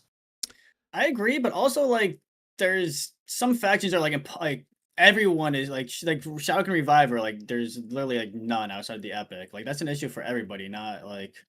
I'm Yeah. gonna I just I'm think gonna that tell you, factions have holes. Yeah. this is In the fact, this but is you the have faction Taurus that I and have the Mauritia. I worst. just want to counter that. Like, you've already completed your Faction Wars Hard, and my point is this champion's going into that one. I get it. Now everybody has Taurus and Mauritia. That's a luxury item, but my point is there are other factions that just have glaring holes, and we keep dumping. I mean, we're almost at 90 with Sacred Order, and we just keep dumping in that top line. And I feel like those mechanics could be used with just a skin from the other things where there are glaring holes, I guess is my point. Fair point. I'll shut up. I'm gonna my response to you is gonna be what Big tells us, which is just get good, or wheel harder. That's what Plarium wants us to do right now. But no, I agree. Like, some of the factions really lack, and like this is the one that I'm having the biggest problem with, because it's place 10 block revives, and they're just so damn tanky. Like, you can't bring an attack nuker in here because they die. That said, this patch 10.55 brought us in some good things, and some controversial things. First of all, it brought us in the reroll quest, right? Let's bring in the screenshot over here. So your advanced quests, you'll be able to reroll it into one of the three. Now, I know Zero had a little bit of an issue with one of them because he decided to reroll the quest afterwards. But the advanced quests, win one live arena battle, is now being changed to complete one live arena battle. So winning is no longer a requirement. That is a good thing. As for the dynamic quests, the one that rotates each day, you can now refresh them once per day if the original quest is not one that suits your schedule. This was probably my biggest thing with Chimera and Hydra Quest, right? It's forcing us to have to do this. And I said, you know, the best way is just put it under the weekly. This does work in my opinion. But again, you have to be a little, I guess, careful starting your quests and actually look at what you have, or because I'm sure Zero's going to get into it here. So the summoning pools, or the pools that you can use. So if you get the Hydra key, you can either run Sand Devils 15 5 times or more. I don't know if, so it's 15 plus, so you can run up to stage 25, or win 3 Lava Arena battles 3 times. This one I think is cancer. I do not wish this on somebody else. You can't really force somebody. Granted, again, we get 10 battles, but that's still a time commitment based on what you have to do. The second summoning pool will be use 1 Chimera key, win 15, stage 15 or higher Phantom Shogun 5 times, or spend 6 keys in Iron Twins, which is definitely part of your dailies. So when you refresh the dynamic quests, it will only be swapped with another one from the same pool. Note that if you've already used your Hydra and Chimera keys, the game will no longer assign you those related quests. So the advanced quests, I'm going to go ahead and let Zero Brew go on this first, because we'll probably be on this for 3 hours. No. So warning to everyone watching right now, if you are going to hit a refresh, you need to make sure you have not used your Iron Twins dungeon. And I'm glad to actually see this. I haven't actually seen this text, but when they put that note in there, hey, Hydra or Chimera keys, and we all know that, right? If you've already run your Hydra or Chimeras, you don't ever get that quest, but you only get that quest when you haven't run your keys yet. They need to apply that same logic to the Iron Twins. Because what happened to me on the first day was, right out of the rip, I was actually saving all my energy for Dungeon Divers when Dragon and Dungeon Divers opened up at the same day. So I needed to wait 12 hours or so. And I was like, oh, but I can run my Iron Twins. I ran my Iron Twins. And I was like, oh, let me check out the refresh. And I refreshed it. And it's like, oh, spend 6 Iron keys after I'd already run it. Now, the main issues I brought up with that is, one, you're forcing me to use 150 gems to now re-up this, right? And not only that, it's 120 energy. Now, for me, I always run Iron Twins at least once and twice on the voids, right? But that's going to happen for me regardless. But I think the other thing that's just annoying is the Phantom Shoguns and the Sand Devils. Because again, if you're trying, like everybody here is going for the fusion, right? And you need to be running Dungeon Divers and Dragon, or right now today it's completing Dungeon Divers with Iron, Ice Golem. So all your energy, you want to go toward that. If you get this, they're making you waste 100 energy for Phantom Shogun or Sand Devils in that case. Which I think, they give you energy back, I guess, but we were always getting that energy back. So I just think that's not cool quest, and maybe they did it because it forces people to use gems or buy more energy or whatever. But I just think that part of it's shady. So fair warning to everybody, if you're gonna hit the refresh at the very beginning of the before you run anything else, right? Because you can get caught in a pit trap with Iron Twins. And Plarium, if you're watching this, please just add that same logic for Hydra and Chimera. If I've already run my keys, don't give me the Iron Twins. Which, and I guess, how do they even do that? You hit the refresh. If you've already run your Chimera and you've already run your Iron Twins, you just get Phantom Shogun again? I guess so. So I think that's poor. I just think it's poor design. And again, goes back to, they don't test the game. I think that's very, very, very bad design, unless it's an ingenious way to force me to use my gems, which in that case, it was a brilliant design. But I will say, from a user's experience, it's bad. It definitely is to make you use your resources. They don't like us hoarding. They've told us that they don't like us hoarding resources because it doesn't make the money, right? Doesn't keep being free to play is not what they want to see. That said, chat, for the dynamic quest, for this reroll quest, are you for it or against it? Like I said, for me, the biggest pain was I get a Hydra key in the middle of my week or in the middle of my day that I need to run, and I don't have the time, especially if it's on a week that we're pushing, right? That said, You did bring up a valid point on having to spend extra resources, Zero, on this, and I want to put it to Ken because being free to play, you know, do you really go ahead and do those sand devils? No, like a Zero Brew mentioned, put a 5 time. Like what? How many energies that? 100, right? I think. I think so. No, Yeah, it's 100 energy. Yeah, 100 energy. I mean, obviously, I'm going to farm on the stage, highest stage, not the stage 15. By the way, there's a one thing I noticed there. When you click that button, you know, like on the advanced quest, it sends you stage 15. I lose my energy because my team failed on the stage 15. I wasn't. Yeah, I wasn't know it was stage 15. Click that button. See, you are in the stage 15. Careful. That's not the highest stage, so be careful about that. Fair. It's not 25. I mean, bro, like I give up the advanced quest for a very long time because, like, sometime our clan is the tanking, you know, like, and there is a specific time we can use our key on the Hydra, and let's say like Monday, use your Hydra key. Tuesday, use your Hydra key. Blah blah day, use your Hydra key. Bro, I cannot use my Hydra key that day, dude. I have to wait. I have to wait my clan leader orders. Right. Like, and Just sorry to interrupt, Blaze. I don't know if you saw or not, but I happened to catch it. When you unclick the enable super raids, it reset your runs from 5 to 556. So you might just burn through a whole bunch of energy. Yeah. So another bug in the game, if you will. Okay.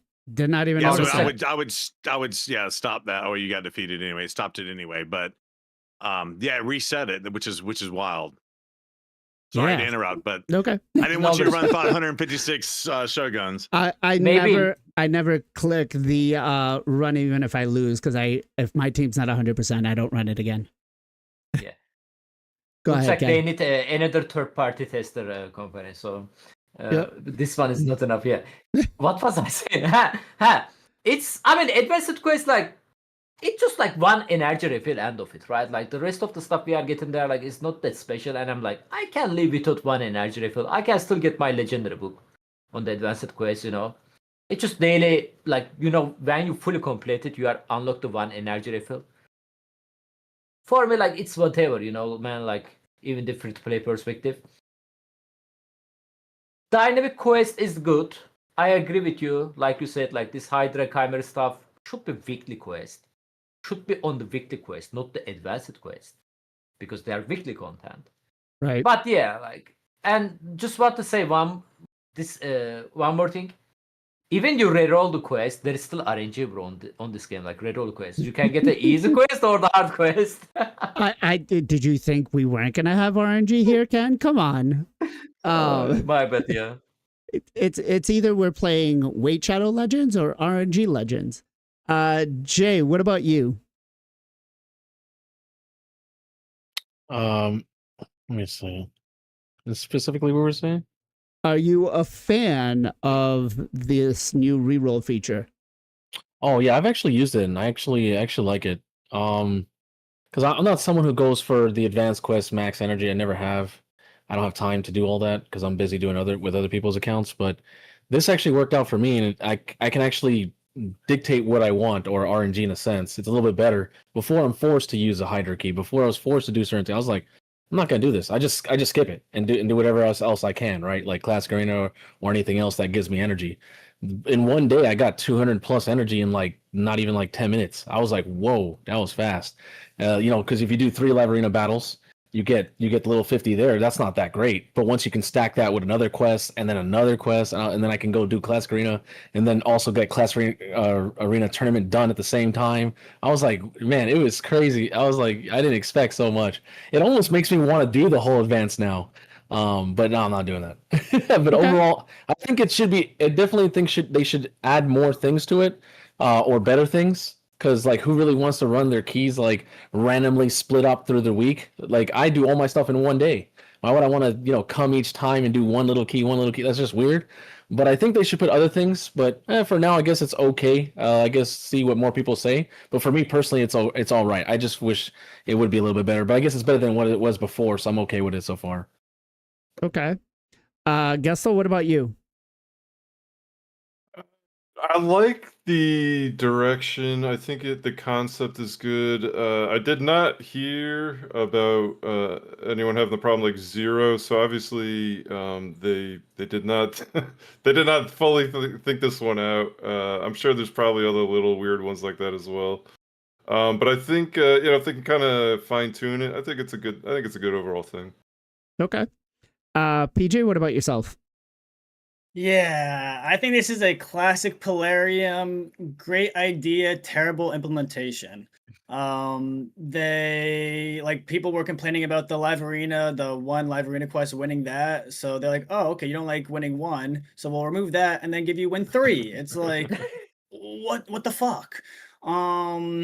Again, like if you're a brand new player and you reroll and do Phantom Shogun or Sand Devil, you're screwed. Sorry. Like I think that really sucks for new people.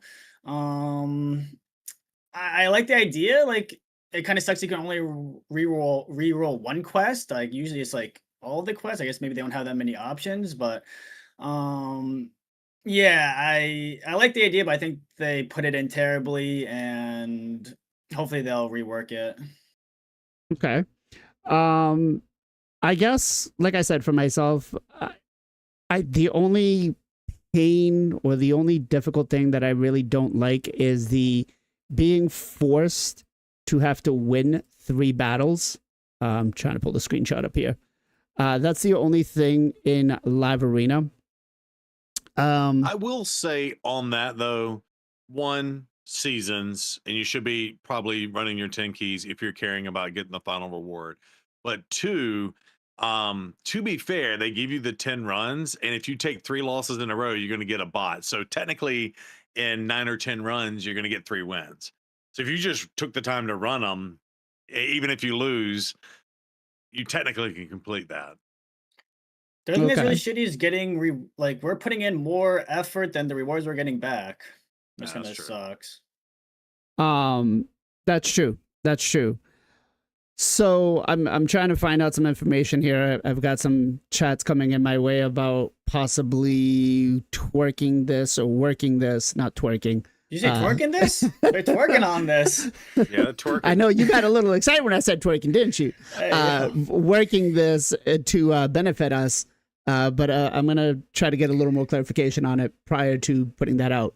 The next thing we got was Faction Guardian commissions, right? So now instead of saving the champions in your vault, and we all know that, space in our vaults, especially if we're pulling hundreds of shards, is a pain, right? More for the end game whale than anything else.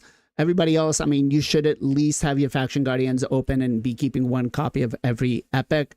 But for the rares, I really wasn't doing this. My Faction Guardians for the rares, I was never using it. And I think this is going to change it for me, right? So players now have the option to commission champions as Faction Guardians and permanently lock them in. And basically what this looks like is I did do it with one particular faction. I basically gave up my deacons and fed them, right? So I can't use them anymore, but that means I don't need to save 2 of every copy for this. So I kind of liked it. But chat, I do want to know from you guys, are you using this feature right now? This is completely optional, right? The champions can still be temporarily assigned to the Faction Guardian slot as usual. The commission is permanent. So do not commission empowered champions. I was like, I'm going to try this. And luckily I didn't, because I didn't realize that I was going to permanently lose them, right? Because I feel like the video that they released wasn't really clear on how this is going to work. Or at least maybe for me. Commissioning the champions are consolidated, removed from the account, and cannot be reclaimed. But you can not be sure that you do not need the champion in question before proceeding with the commission. Also, there is a minor visual bug with the commission button in Faction Guardians window. Shocker. It's probably because their servers can't handle it. I think Ken will make sure that, we get clarification on that. Changing window size in the Faction Guardians window is active, may result in more or disappearance of commission champions. We are aware of the issue and we are working to fix this bug. That said, let's talk a little bit about commissioning. Do we like it? Do we not like it? Chat is kind of on the fence on some of them. I will say that it is nice after I have built my, empower champions, because there's only very minimal champions that you will actually ever build a dupe of, maybe an Ugo. I do like it that it's not going to hold that spot in my faction, in my vault, because the way I have everything set up is I have shout out to DeCurst for the raid. Thank you, brother. Appreciate you. Big shout out to him. Make sure you guys are following him over on Twitch. Back to what I was saying, the way I have it set up for me is in my vault, I have, all my epics that I've empowered. And then basically my reserve vault is all of my dupes, all of my faction guardians. So it'll be nice to get rid of all of these and then be able to put all the food into my reserve vault. That said, Ken, this feature, are you using it or no? So it's actually a great feature. Like, I really like it. So personally, me, like you, I get rid of my rare faction guardian for long time ago. Same for the epic actually. If I've already with 2 champions 6-star, then I'm using that on my epic slot. Otherwise, I'm not doing that, because if you look to the bonus we are getting there for the epic, it's kind of like from the faction guardian, it's kind of like not worth it. Like I'm just gonna be empowered by epic champion +4 instead of this faction guardian slot, which is taking huge space on my account. Now with this commission, we can also empower and get like a little bit stat bonus there. Yeah, like 6 speed, bro. Like, okay, percent is not terrible, but 15 accuracy, like, I mean, I don't know, man. Yeah, I'm that's that can add up with empowerments. Yeah, but I mean, that's not game changer too, like on the ad game perspective, to be honest. Yeah, I will say I mean, don't. Like, it's a bonus, but I mean, space was big problem back in the day. Like over time, they also give us like more space. They give us actually decent amount of the space. It's not like really big problem at the moment, especially after this commission release shit. They give us space, but if you were to go ahead and buy another one, and again, guys, I'm a content creator, I'm a whale, but if I was to buy another one, we're talking 20 million silver, 720 gems. Yeah, that's crazy. It is. That's crazy, right? So, go ahead, Ken. Sorry. Yeah, commission. I mean, I don't see negative stuff there. Just be careful. Commission going to be eat your champion forever. Don't do that on the legendary. You never know which legendary champion getting buff in the future. Do it for the epic, do it for the rares, but don't do that for Lego, guys, okay? Yep, I agree. Rares, epics, perfectly fine. Don't even think about it for legendaries. Gessel, what about you, man? I have not used it yet. I think, I guess this is probably the right way to handle it. This is something we kind of have been asking for. Like, you don't want that champion to take up your slot, kind of like an extra slot in your storage. It'd be nice if it didn't. So I guess this is kind of a way to handle that. I think it'd be better, like the way I handle it now, mostly with epics, because you can just +4 all epics now, and that's kind of what I'm trying to do. So I have my +4. And then like a dupe of that one, kind of filling out all my epics. So I'm not going to utilize it, I guess. Maybe if I get to the point where I could free up, I guess, that extra slot, with another dupe, maybe I'll start doing that. Yeah, and then maybe I free up a good amount of space in the storage, I guess. I guess it would be good in the long run. It's just going to take some time at this point. Okay. Jay, what about you? Are you commissioning epics, rares? I think every player should do rares because it's easy. It frees up a lot of space as well. Because I was hating to have to keep all my stuff like just for the. 'Cause I do use some rares, right? You know, your Painkeeper, Cold Heart, Renegade, um, Apothecary, like Delaware. Delaware, right? Exactly. Now 6-star blessing for him. So like it helps, right? Like to have a little bit of extra set. I mean, they can only go so far. You're not gonna make them do like they were doing good in the beginning of hard faction wars, but then once you start getting even further, it's like, nah, they can't even if my Legos can't, nah, Rare's not gonna be able to do it. But for the average player, it's important to make sure you go rares or extra epics you have. I would advise no one to commission Legos. It's probably way better just a +4, you know, than commission because you'll never have it, you know, ever again. So honestly, I would yeah, rather unbind and just be able to get something out of the token trader there if I need it over the commissioning it. Anything else you wanted to add, Jay? Sorry. No, I don't think we're at the point yet, unless you're like a Kraken or whale to do Legos. Like I know some players, you know, Jace, who will feed mythicals as brews because they have too many. I'm just like, bro. But yeah, no, I don't think no one should ever commission Legos yet, unless you have an insane amount of like 10 champions of the same champion, probably. But nah, you should just +4. Like I'd honestly probably just use 2 +4s. Like if they're that good of a champion, I'd just rather do that than commission. But I think everyone should consider their epics and their rares to commission. Fair. Yeah, Jace is on a whole nother level. Some of the things he does. Zero, what about you, man? Are you going to be commissioning champions?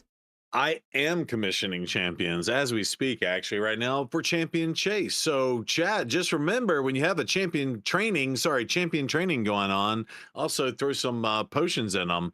Me personally, I use 6 brews on a 4-star epic, and yeah, Why I've been able to 6? complete this champ training because 6 is the magic number for me. That's not the optimal one. It's either 3 or 4. I go with 6 because I got like 3,000 or 4,000 brews. So yeah, I go a little extra. I go a little extra hard. Must be nice to be a real mega whale, huh? Yeah, I'm just saying. I'm more of a. It's not a mega whale. It's more of I'm a hoarder, and yeah. But that being said, I think 100% everybody should never ever do a legendary. So just know that in mind, because I think the one thing that we didn't mention, all the other things y'all mentioned was great, but you know.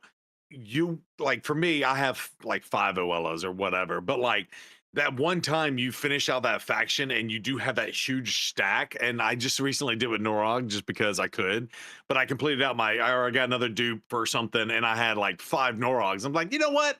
He just got buffed +4 Norog, because why not? So I think just having that option there so never commission those champions, and you never know who's going to get buffed down the line. Like they aren't really buffed in epics and stuff like that, but you know, a champion like Norog, for example, you never would have done a plus whatever. And most people probably will say I would never still do one now, but you know, he did get a buff, and that's kind of cool too. So I would say never ever do a legendary.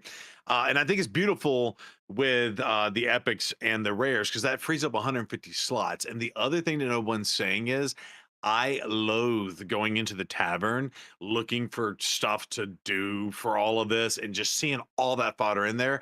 And the other thing, I'm sure that's one of the things you'll mention later, but stacking the chickens finally after 4 years, like they stack the brews is another huge one. But I hate going through this list. I'm like, oh, I got to do my 3 stars. I'm looking for people to throw 2 brews in and blah, blah, blah, blah. And all that faction fodder is in there. And I know there's the button where you can hide the faction fodder, which does help a little bit. But then when you get into the empowerment, that faction fodder button is hidden. And it's like, oh, no, wait, I actually need this to do stuff. So it's a little funky and kludgy. That being said, the other thing was it did give us more slots, but at one point in time I just had to look at my rares and say, why am I holding 150 rares and eating up all my slots when I'm only using the 5 or 6 good rares to use? Dark elves are one of the big ones, you know, if you have a kill and some cold hearts and things like that. I think Fellhound was a good one, and Bellower and a couple other factions here.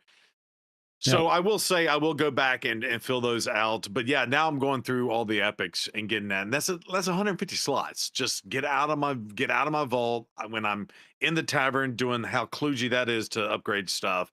Get that fodder out there, and I don't ever have to see it again. I think that's wonderful. That is a hold on, guys. I need to make some space. kind of thing that I don't need to do anymore, right? The Yep. 150 slots is huge. PJ, are you commissioning champions? I haven't yet. I'll probably go through in a few days and commission them. I wish they would, because I know if you have gear on champions, it gives you a warning. But if you don't have gear on them, I think it does it right away. So people for legendaries, definitely be careful of that. Well, if the champions are locked, it will give you a warning Yeah. Okay. twice for the Yeah. locks. Okay, that's good. And maybe they would change. I think Modern Thinker mentioned this. Maybe change it to like decommission, because like I don't know. I feel like decommission make it a little bit sound more like you're losing them forever You versus are. what it is now. Huh? You are losing them forever. So Yeah, exactly. I'm saying so. Decommission, I feel I like sounds guess, a little yeah. bit more like permanent. I don't know. It's just a little word switch. But yeah, overall, I think it's amazing. I think whales and krakens have had an issue with space for a long, long time. So this is gonna help with that. A lot of people gotten rid of their rare faction guardian, so maybe they'll go through and do those. I got rid of most of mine, so I'll definitely commission the ones I have and maybe think about filling out the other ones. Maybe not. The epic, definitely a lot of those will commission, but yeah, definitely would not do the legendaries. okay, go ahead, One Zero. other thought I just had too is like, I don't know, I'm looking at Golden Reaper, for example, but I have like a +2 Golden Reaper, but I'm holding on to another one to basically lock in that slot. But this also would free up those champions, because we always used to use the ones that we were keeping on our account as that placeholder.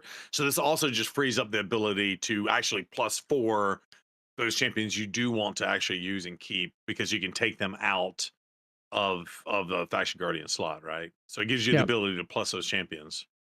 That is true. Gessel, what about you, man? Yeah, I think you already asked me.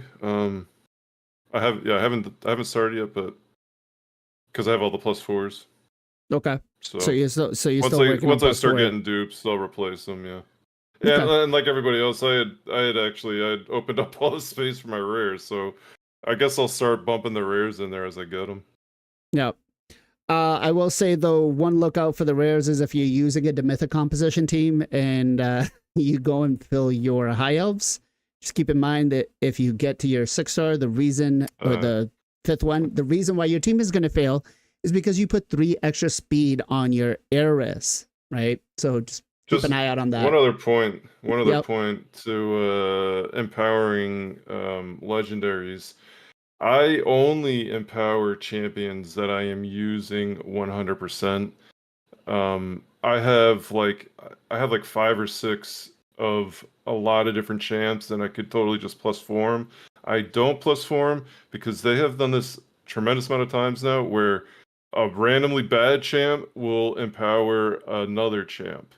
So I think it's best practice to, like, if he's like your main nuker or your main arena champ or something, 100% empower them. But if it's just some random, I know you're having fun with Narog, whatever. I think, and he is good now, That's a good so point. it's probably worthy. But I'm just saying, like, in general, if you got a lot of dupes, I would recommend hanging on to him, because like, man, like, think you could, like, if I had a whole bunch of the Marius empowered, or what's her name? Tunisia? Always for, Tunisia. yeah, Tunisia. Dude, Yeah. I would have Marius loaded up, but I've only pulled one of her. And I don't want to put just one in there, right? Like, I want to keep it Tunisia, she's good. But if I could get a couple extra, man, like, that would be so great. Blind Seer, I had 3 Blind Seer. I put 2 right into Lydia as soon as I got her, you know. So it just throw that out there in the ether. I think that's a fantastic point. Most people probably weren't thinking about that. Yeah, I just empower. I don't really care because I just need a space. But now that does change it. I mean, look, I got a +4 Elenarl for some reason, you know. Well, that's what made me think of it. Like, and then you I've really got need a another one +4 here. Elenarl. Look at that Pixnil. And then, Yeah, +2 Pixneo, right? Yeah. I'm about to have a +2 Basilius Uranus. I need the space. That's it. You know, Yeah, when you're that's pulling that makes 300 plus shards of video, it sucks. sense. That said, yeah. these are some of the good things. Zero Brood did mention the upgrade for the chickens. I like how Chickens. it Oh, so good. stacks. That's the best That's update. huge. Yeah, that should have been done with the brew update, honestly. I 2 years agree. ago. So they did do a lot of good things. Now I want to talk about one last thing here. That's the fusion calendar. So we only have 2 dungeon diver events, but Psych is 3. Tomorrow coming. let's look at this right here. Karosa's Conquest Tournament on a fusion. They're making us farm the event dungeon. I was pissed. Hardest event dungeon. Exactly. I was pissed. And I expect that this is going to be the worst possible event for this whole fusion, right? If you thought you saved out on not going for the dungeon divers, you know what? I'm honestly tempted to skip this and go for the summon rush, to be quite honest. It's at Really? that point. You cannot farm that? Bro, any event that I've done, I've only done stage 20. I'm not gonna spend 2 minutes farming stage 30, right? I mean, you can still do You can that on the easily stage farm 20. 20, yeah. Yeah. I'm doing well, yes, 27 and like I can 50 do seconds. stage 20, but I'm just like, it's just such a pain. But that said, is this going to become a new normal now where they start throwing random events in or random tournaments, right? Because they could essentially, and I hope I don't say this and they do it, but they could throw 3v3 in there. They could throw some other Sand Devil dungeons and stuff like that into doing this on top of like maybe some dungeon diver event if they do like a Sand Devil. But what are your thoughts about the Corrosive tournament being in with the fusion? Ken? I got your point. The current event dungeon, Crosso event dungeon, extremely hard. Like most of us, it's extremely hard. But like I mentioned earlier, you can farm on the little bit higher, I mean lower stages. It's not end of the world. Like right now, guys, I'm doing dragon. I did my dragon on the stage 20 normal. Same, I'm doing ice golem on the stage 20 normal. Wait. You have a 6-star Marius. Why are you could just solo that. I can. Because it's much better for the energy efficiently, dude. Like what gear I'm going to get on the dragon tournament? Yeah, it's a 2x speed gear. Yeah, like I'm not. I'm just worried thinking like about the that. energy you could get off of, you know, not the energy, but like the extra XP you get from leveling champions. I mean, you can also level your champion on the normal difficulty, and you Fair. can farm more by the amount of the energy you spend. It. I'm not really sure like which one better for the XP farming, but for the dungeon diver point wise, normal dungeon is way better than the hardcore. Like it's noticeable. Try one day, like try to farm like normal 20 over the hard 10. You are going to see noticeable easier your dungeon diver going to be finished by the same amount of the energy you are going to spend. So that's why I recently doing that. I start farming stage 20 normal. And is that a good thing or the bad thing? Your second question. Again, it's unfortunately the current event dungeon is the hardest one. But at the same time, I support this because during the fusion, they are forcing me to farm dragon, spider, whatever dungeon, outdated dungeon in my opinion. That's why I'm farming on the stage 20 normal on them because I don't need a gear from them because we are not using, I mean, not really like 100%, but most of us not using gear from the dungeon, right? Like, and Well, I guess when you're dungeon running gears a are- 300 speed Sifi with 1000 resistance. Look, I said like not 100%, okay? Like, so like obviously speed gear is still good, like reflex gear, one of my favorite sets right Yeah. now, good. Savage gear can be still good. I'm not like, especially like if you're talking about spider, totally like garbage, like just silver farming, right? I actually want to farm Sun Devil and the Phantom Shogun during the fusion. And if they put Sun Devil and the Phantom Shogun over there on the calendar instead of the like, I don't know, like one of the Dungeon Diver events, I definitely will be loaded more. I would agree with you, but this is Plarium we're talking about. And Yeah. I feel like what's more likely going to happen is we're going to get the Sand Devil and we're going to have to farm Sand Devil, Spider, and a Dungeon Diver, I think is the more likely outcome. Oh shit. You are right. You know, I'm just that is my worry right there.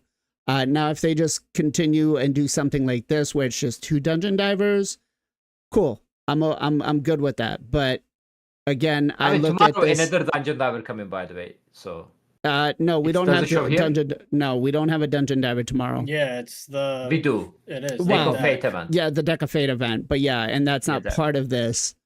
Luckily, Yeah, that's thankfully. not part of this. Thankfully, yeah. But I do anticipate that the champ chase here, guys, is going to be the Fusion's 5-star soul. Just heads up. Jay, what about you? I'm okay with them putting in. It makes sense. Like some people said, if you're going for the Summer Rush, what if you don't want to do Ice Golem and Dungeon Divers? Like I'm going for the Summer Rush, the second one. I just did finish the first one with Mystery Shards and a little bit of Voids. I'm saving my Sacreds for this one, so I don't have to do DD. I hate DD. When they put 3, it's like, bro, cancer, stop. So Yeah. like I rather just be able to because think about it, DD you have to play the game. Summer Rush you just pull shards and you're done. I can get that done in 30 minutes, while DD I have to sit there and grind and grind and grind. And yes, we to finish DD or like these tournaments like Fire Night, we all go back to 20 because it's more cost efficient. Plus you can go over there and solo it as well. Even if you can solo the hardest one, it might take a little bit longer. And it costs more energy. So when like me per se, like even I had 3-day weekend because it's 4th of July, I was able to finish everything. Like I have everything done. Like the only thing that has not done is I have a little bit of Ice Golem left to do, and I have no other events to do. So like it's pretty good that this one they've kind of let us dip some stuff. They could have spread out more stuff, and that would have been very dangerous. In this deck of fail, no, most people are not gonna do it unless you've got money. So we're gonna talk about that one real quick afterwards. But Zero, what about you? Yeah, I think, I mean, when you were talking about this, I think the light bulb just went off. I think that there's like the CEO of whatever's whoever these developers have to answer to. And again, they've always talked about being metric driven. I think when they say, okay, we're going to spend 6 months developing this content, maybe it's Carosa in this example. And I think the way they made it so hard that a lot of people aren't really doing it as much as they did in the previous events. And so I really think this and what we just talked about when they added Phantom Shogun and Sand Devils into the daily advanced quest is because I don't ever run those unless I can double dip and win like a tournament or get the soul gems or whatever. So I never run Sand Devils or Phantom Shoguns, and now I guess we're gonna have to start doing that.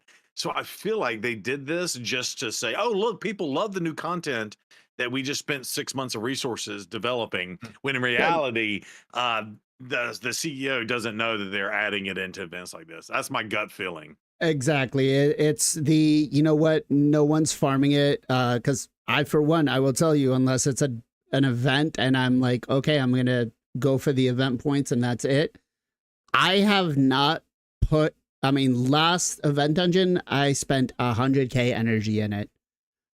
I haven't even done like 5,000. Like I just won't do it.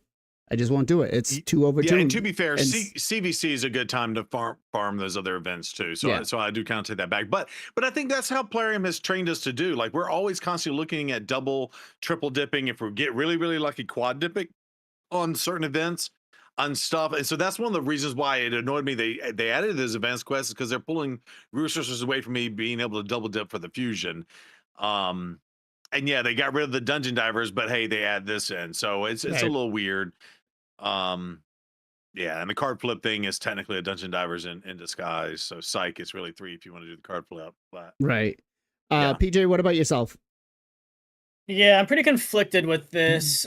So especially this event dungeon, I don't like them doing, because I was watching some videos and the way I understood, Plarium admitted that they said that they learned their lesson with this event dungeon, saying like how hard it was. So with them admitting that they know that it was really hard, I think it's really shitty for them to force us or potentially force us to do it in the event. And again, with the same thing with like the Sand Devil and Shogun, as like a late game endgame player, I wouldn't mind that in a fusion because it's pretty easy to farm and they're quick. But as for an early game, mid game player, it might be a little bit different story. But again, you don't have to farm it necessarily on the highest stages. Like Ken was saying, a lot of times he's doing these on normal 20. So if you do need to do the event dungeon, don't feel bad if you have to do a lower stage. This fusion is definitely worth it. But yeah, with how hard this specific event dungeon is, I think it's kind of stinky that they're putting it in there. Well, not just that, but think of the way that they rework these event dungeons for the tournaments, where it's per resources gained. If you're doing the lower stages for lower players, lower tiered level players, it's going to take a lot more energy, right? So, although maybe not, because you do get more points for the smaller ones, but you get more when you farm stage 30. So yeah, I think yeah, it's going to be a lot more energy. Gessel, what about yourself? Yeah, I'm actually 100% for this. I mean, this specific event dungeon stinks, obviously. The other two, like I was farming 30 with teams I made, just kind of having fun with. This one, I don't even want to admit how much energy I spent on trying to get a 100% 30 team. Could not get one. I got 100% 27 teams, so roll with that. It's not ideal, but I don't think it's horrible either. To get the points I feel is typically relatively quick. But just to have 2 dungeon divers instead of 3, you can basically skip both of those if you want to do all 3 summon rushes. I love that. I don't love that you got to do a whole bunch of summoning, but I at least like the option. Because maybe you just have been able to save a bunch of shards and have like no energy.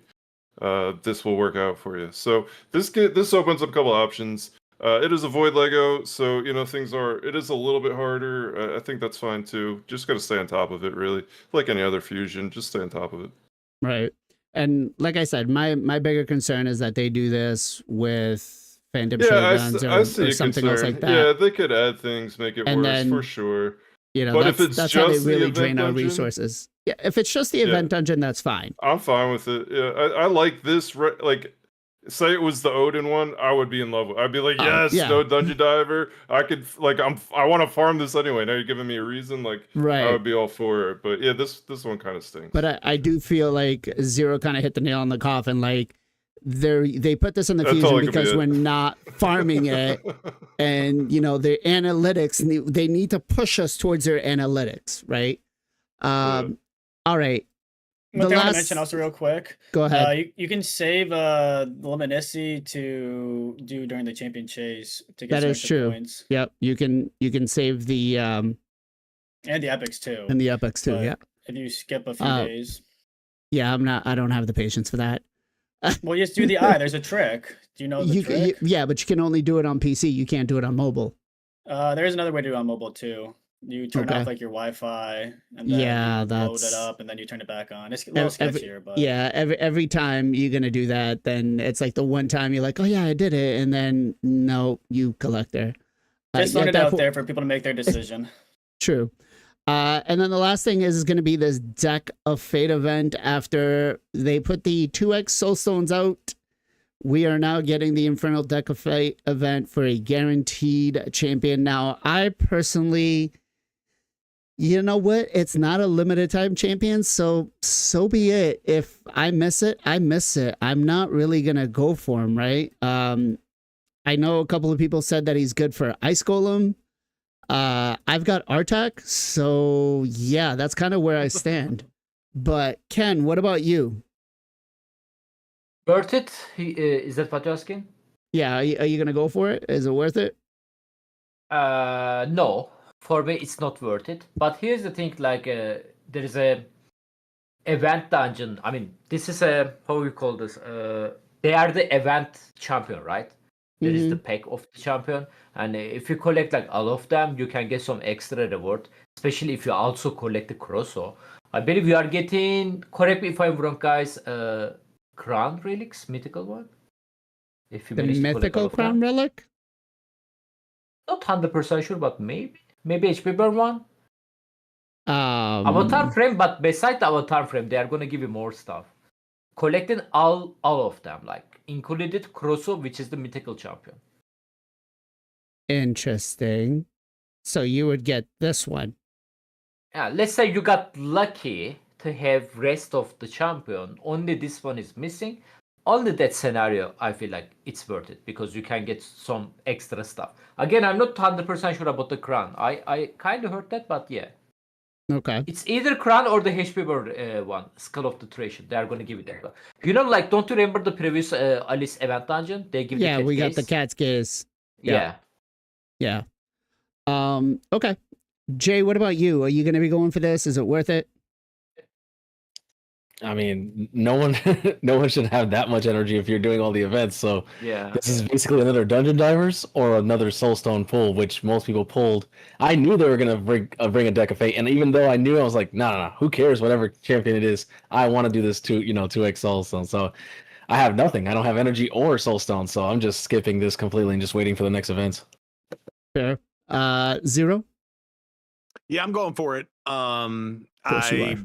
only Whale. pulled a few of the small soul stones, and I've been stockpiling, given the patterns that they've done in the past. Now, do I think this champion is good enough to go for? Probably not, but I'm like, I've hoarded the resources this long, might as well spend them now and save up for the next one and get a free champion out of it. So that's kind of how I'm looking at it. Fair point. It's like your And soul. and you know, that overbearing thing of faction wars hard, that's just still kind of hanging over my head. It's like, oh, will this champion be the one thing I need to cut the fine line to get me that 3 stars too? For So Demon Spawn? Demon Spawn faction is easy to. I mean, I was going to say Demon Spawn, yeah. if you have a Duchess, especially. I do have Duchess. Yeah, Demons. Yeah, a few of them are really good. Yeah, I mean, there's a Carnage, there's a Lamaso, which is the Progress champion. Yeah, as well I was in the just going to say so- Carnage just blows the boss up. Yeah. So PJ, what about you? Will you be going for this event? I'm still undecided. I do like being able to use my souls to get a guaranteed champion. The issue is I think he's decent. I just don't know how impactful he would be on my account specifically. Like you guys mentioned, Demon Spawn, if you have Carnage, if you have Duchess, if you have Lamasu, isn't too tough. I'd have to go look and see if he would help me with anything specific. I don't know. Like I wish it was Balar. We kind of talked about that off stream. He's Yeah. the other one. Mm. I really like him. If you're able to get all 4, whatever, and get a treason or get the crown, I mean that would be insane. That definitely would be worth it. Yeah, I don't know. I'm still kind of conflicted. I do have some souls saved up. Getting a champion is nice. A guaranteed champion. He's pretty good. I'm at the stage where I'm not sure how impactful it'd be on my account versus just like collecting them all. Okay. Gessel, what about you? No, definitely not going for it. I do like that it is. I mean, basically soul stones. It certainly could use energy if you want to go for it. I feel like the dungeon side of Deck of Fate is Very hard. is absurd. Yeah, it's so crazy. So I'm glad it's not like shards. I'm glad it's not like something else. So like if you do want to go for it and you like Zero, you got a whole bunch of soul stones. I would say it's worth going for. I don't have a ton of soul stones. I'm gonna wait for a 2x on what I have like 11 and 1 big boy. So I'm gonna wait for a 2x on those. And I pulled all the small guys during the 2x last week. So but I think it's good. Cause I would just say if you're gonna do Dungeon Divers, keep in mind that potentially there will be a Titan event for the 5-star soul, I hope. For the for the current fusion.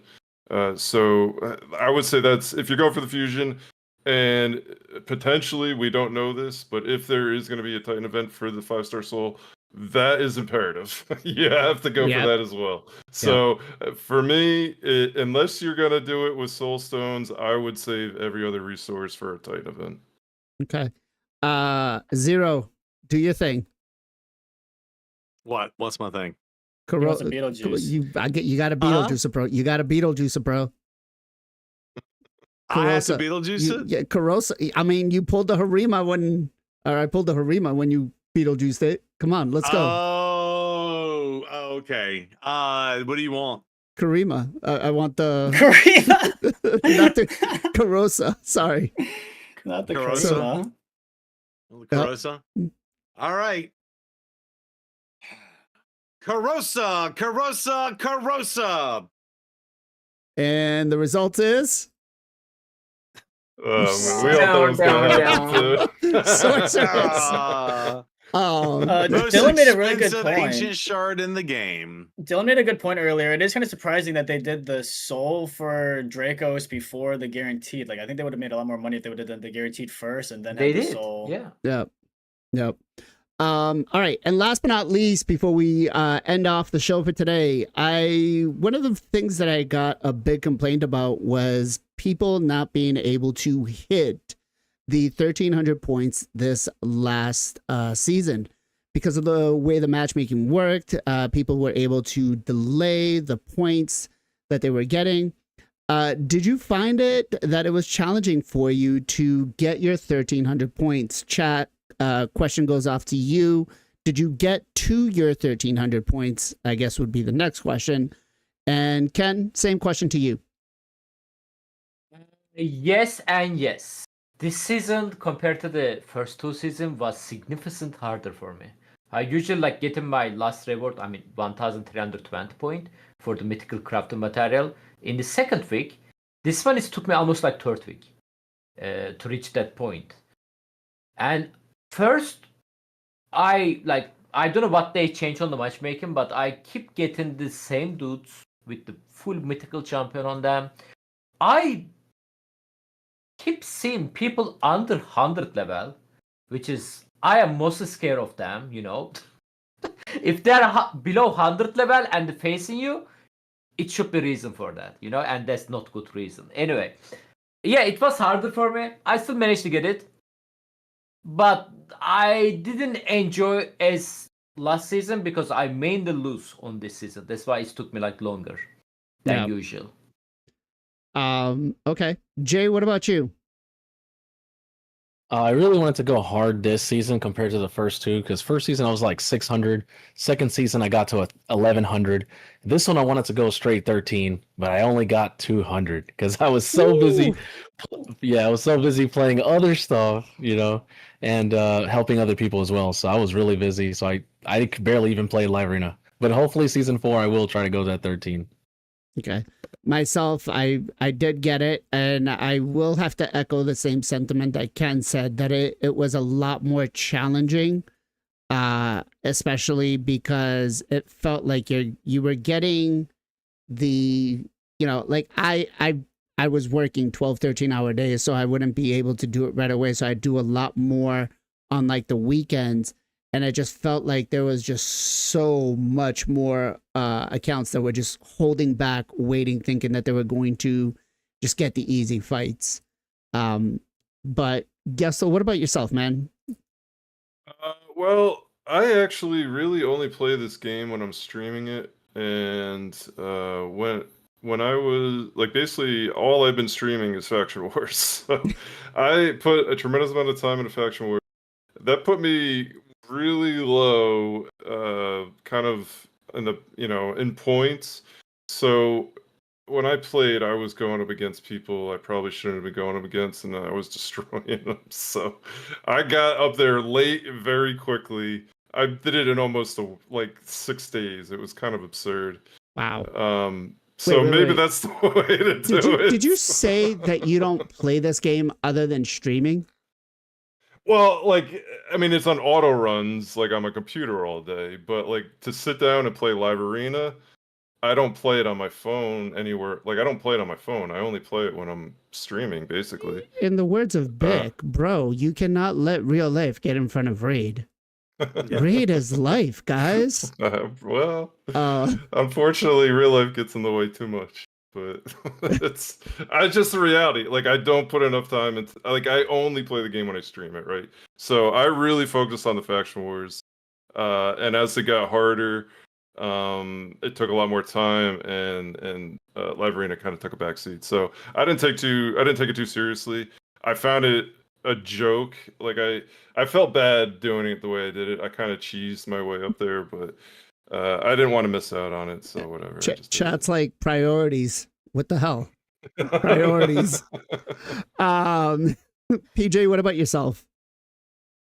Yeah, I was a bad boy this season. I started off really lazy. Like the first 2 weeks, I think I had like 300 points, and then the last 2 weeks I kicked it up and got the 1320.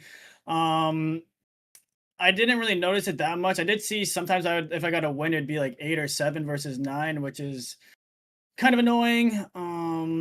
But overall, it wasn't too bad. I do think I want to push a little bit harder this season and maybe try a little bit harder. Because I do feel kind of bad sometimes. I was bullying people. It's like, this is why people leave the game sometimes. So I did feel a little bad doing that, but yeah, I did notice it a little bit with the 8s and the 7s. I'm beginning to think that this may have just been planned, that the Mad players At were least Crypto didn't win. yeah, Well, well, Crypto certainly gave it to them. yeah, Yeah, they came back hard at the end. I think so, but I mean, it's nice to see that it's a different person winning. Mr. Bill's a beast. Yeah, His account, man. very 91% win rate. Good. Yeah, gracious. 91 that is is sick. that That is is amazing. crazy. That is crazy. Although this is Cartman, right? Cartman. No, Cartman No, is that's Crypto. Crypto. Where's He didn't push that Cartman? hard, I don't think. Gee, Yeah, Cartman he hasn't been is. playing as much. Well, you know, Loves we drivers. we did talk about a lot of things today, and we got a lot of things to talk about. I did want to touch up on some of the things that Ash's video brought out about what the future of Raid Hold up, is. you skipped me. Oh, did I? Sorry. Oh, my bad. Yeah, my no, bad. you're good. No, See, and that's I what actually happens have when really you good- talk too much.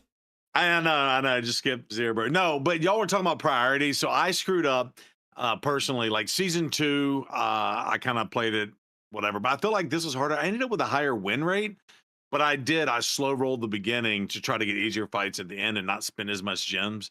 But then, and again, I had my vacation, and some of y'all know the details of that. So talking about priorities, I'm in the green room at the church trying to run my Oh, live arena because that God. was when the slot was open because I was pushing to the end. I came home and had to burn all my gems and all 6 things. He's like, to I'm get praying, the God, please, 1320. please, God, give me a win. Yeah, basically, it got Vote was on really your hard. side.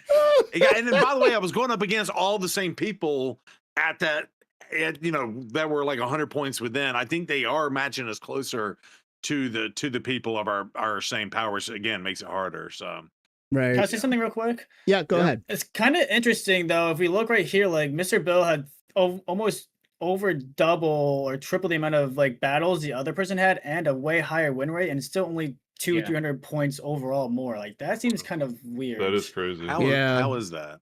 I think He's just getting a lot of the 1 point amount- wins. Yeah, I think the point matchmaking of what wins and losses were definitely played a big role into it. Because correct me if I'm wrong, but 4,000 points, the last ones were sitting at like 10 or something, or almost they were way up 11,000. there. It was double. So maybe the this point needs, system is bad, bro.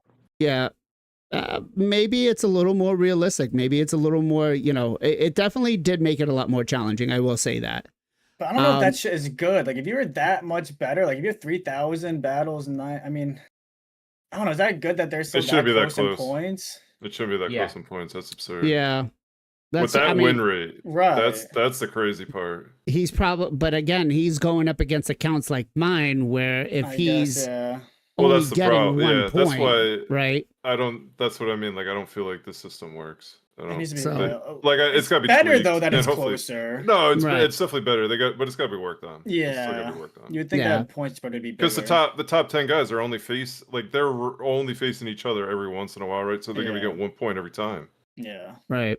So we'll see what happens next season. Hopefully maybe they introduce some more changes, and if they do, we'll definitely discuss them. We will be discussing next week everything from Ash's video. I was trying to hope to get to some of it today, but it seems like we ran Are we a little here bit next over. week? We are actually, because I have to pick up my kids on Saturday, not Sunday. So Okay, sweet. I'm going to drive up to New York, drive back 10 hours, and then I'll be here ready on Sunday. That said, Good Ken, man. where can people come and find you? Final Kenpachi, both YouTube and the Twitch. We are streaming at the same time, guys. I mean, both platform. At the Clubhouse reset. Thank you. Awesome. Jay, what about yourself? You can find me on twitch.tv jrstar3 and on YouTube. Awesome. Zero, what about you?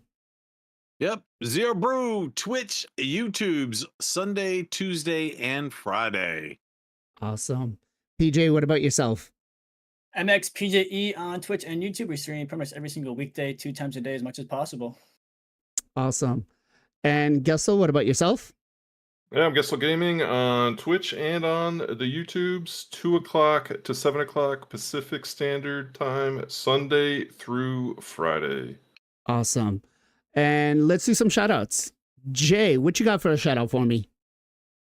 I'm going to shout out 2 people today. First will be King Copium, and the second will be The Cursed for all the raids and support. Awesome. Ken, what you got for a shout out for me? I'm gonna shout out the JR Star actually, and he's actually been streaming for a very long time, guys. He's one of the OG creator, and he sent me very good list today. I didn't get the time to check this out, but I'm just going to say Man of the Culture. So appreciate for that, Jay. You guys can find it over there as well. Thank you. Awesome. Zero, what you got for a shout for me? Well, I think we should just close it out how we started, right? Just shout out to my main man, Kudos. May he rest in peace. And something I did not share with y'all yesterday, I had like 4 voids and saw that Sippy was on the progressive. And for those of y'all that knew Kudos, the champion that has eluded him the most was Krisk. And so I pulled my 3 daily void shards, and shard number 2 got me a Krisk, and not the Sippy I really wanted. But I said, in saying goodbye to Kudos, might as well just pull one more juicy Krisk that eluded him for so long. Awesome. And for those of y'all don't know, he pulled 1 primal and got your Karosa out of the 1 primal the day he passed. So just so y'all know. But anyway, so shout out to Kudos and just the community in general. Y'all make it possible for all of us to do what we do. And I know this game is frustrating at times. This has been a little bit of a frustrating side of things, but we still love this game. It all brings us together, and I do think the community is what drives this game. I just wish Plarium would help us be happier than sadder half the time. That's all, and I'll be quiet. Actually, touching up on that, I just want to give a number out here. Between YouTube and Twitch, we capped out at 150 viewers. So huge shout out to all of you guys that spent your last almost 2.5 hours watching us and talking with us. That is big. Hopefully we get much bigger. PJ, what you got for a shout out for me, bro? We're giving a shout out to Bard Games. He's an awesome dude, streaming the raid challenges as well. Loves to think outside the box, come up with different comps, theory crafting. If you guys like that kind of stuff as well, definitely check him out. Awesome. And Gessel, what you got for a shout out for me? Shout out my man. He's in the chat right now. DK Tanjiro. I think I'm saying that right. He's always hanging out in everyone's chat, man. He be streaming all the time. Go over there, give him a follow. Really cool dude. Go check him out. DK. Awesome. Yeah, actually, I was sitting in Copium's chat this week, and he pops right in, and he's like, "Hey, this is like some things you really should talk about on the podcast." So I was drawing down some notes, and I'm like, can I fit this into today's show? But love the guy. Definitely great to chat with. I'm gonna echo Zero's, Kudos, rest in peace. Our thoughts and prayers go out to his family. Hopefully they get to see this and they know that, his son or brother or sister was loved in a community, was cherished. So big shout out to his family. And then I'm going to give my final shout out to Toxic Whale, who is part of King Copium's clan. I've been hanging out with Discord with him for a while over this last week, and the guy is a trip. Love him. Lots of fun. Just some of the things we were talking, I was just like, I can't believe things were said. That said, guys, we're going to go ahead and raid out to our boy Undead, I think I saw on. Yep, Undead's funny. Undead won. So we're gonna go ahead and raid out on him. We will be back next week. We will have lots of things to talk about. Hopefully, Plarium doesn't nerf the fusion between now and then, or at least for Hydra and Chimera, they can do whatever they want for anywhere else. But that said, as always, guys, much love, much appreciation. Be safe, be well, be good to each other, and we'll catch you guys next time. In 6, 5, 4, 3, 2, 1. Bye.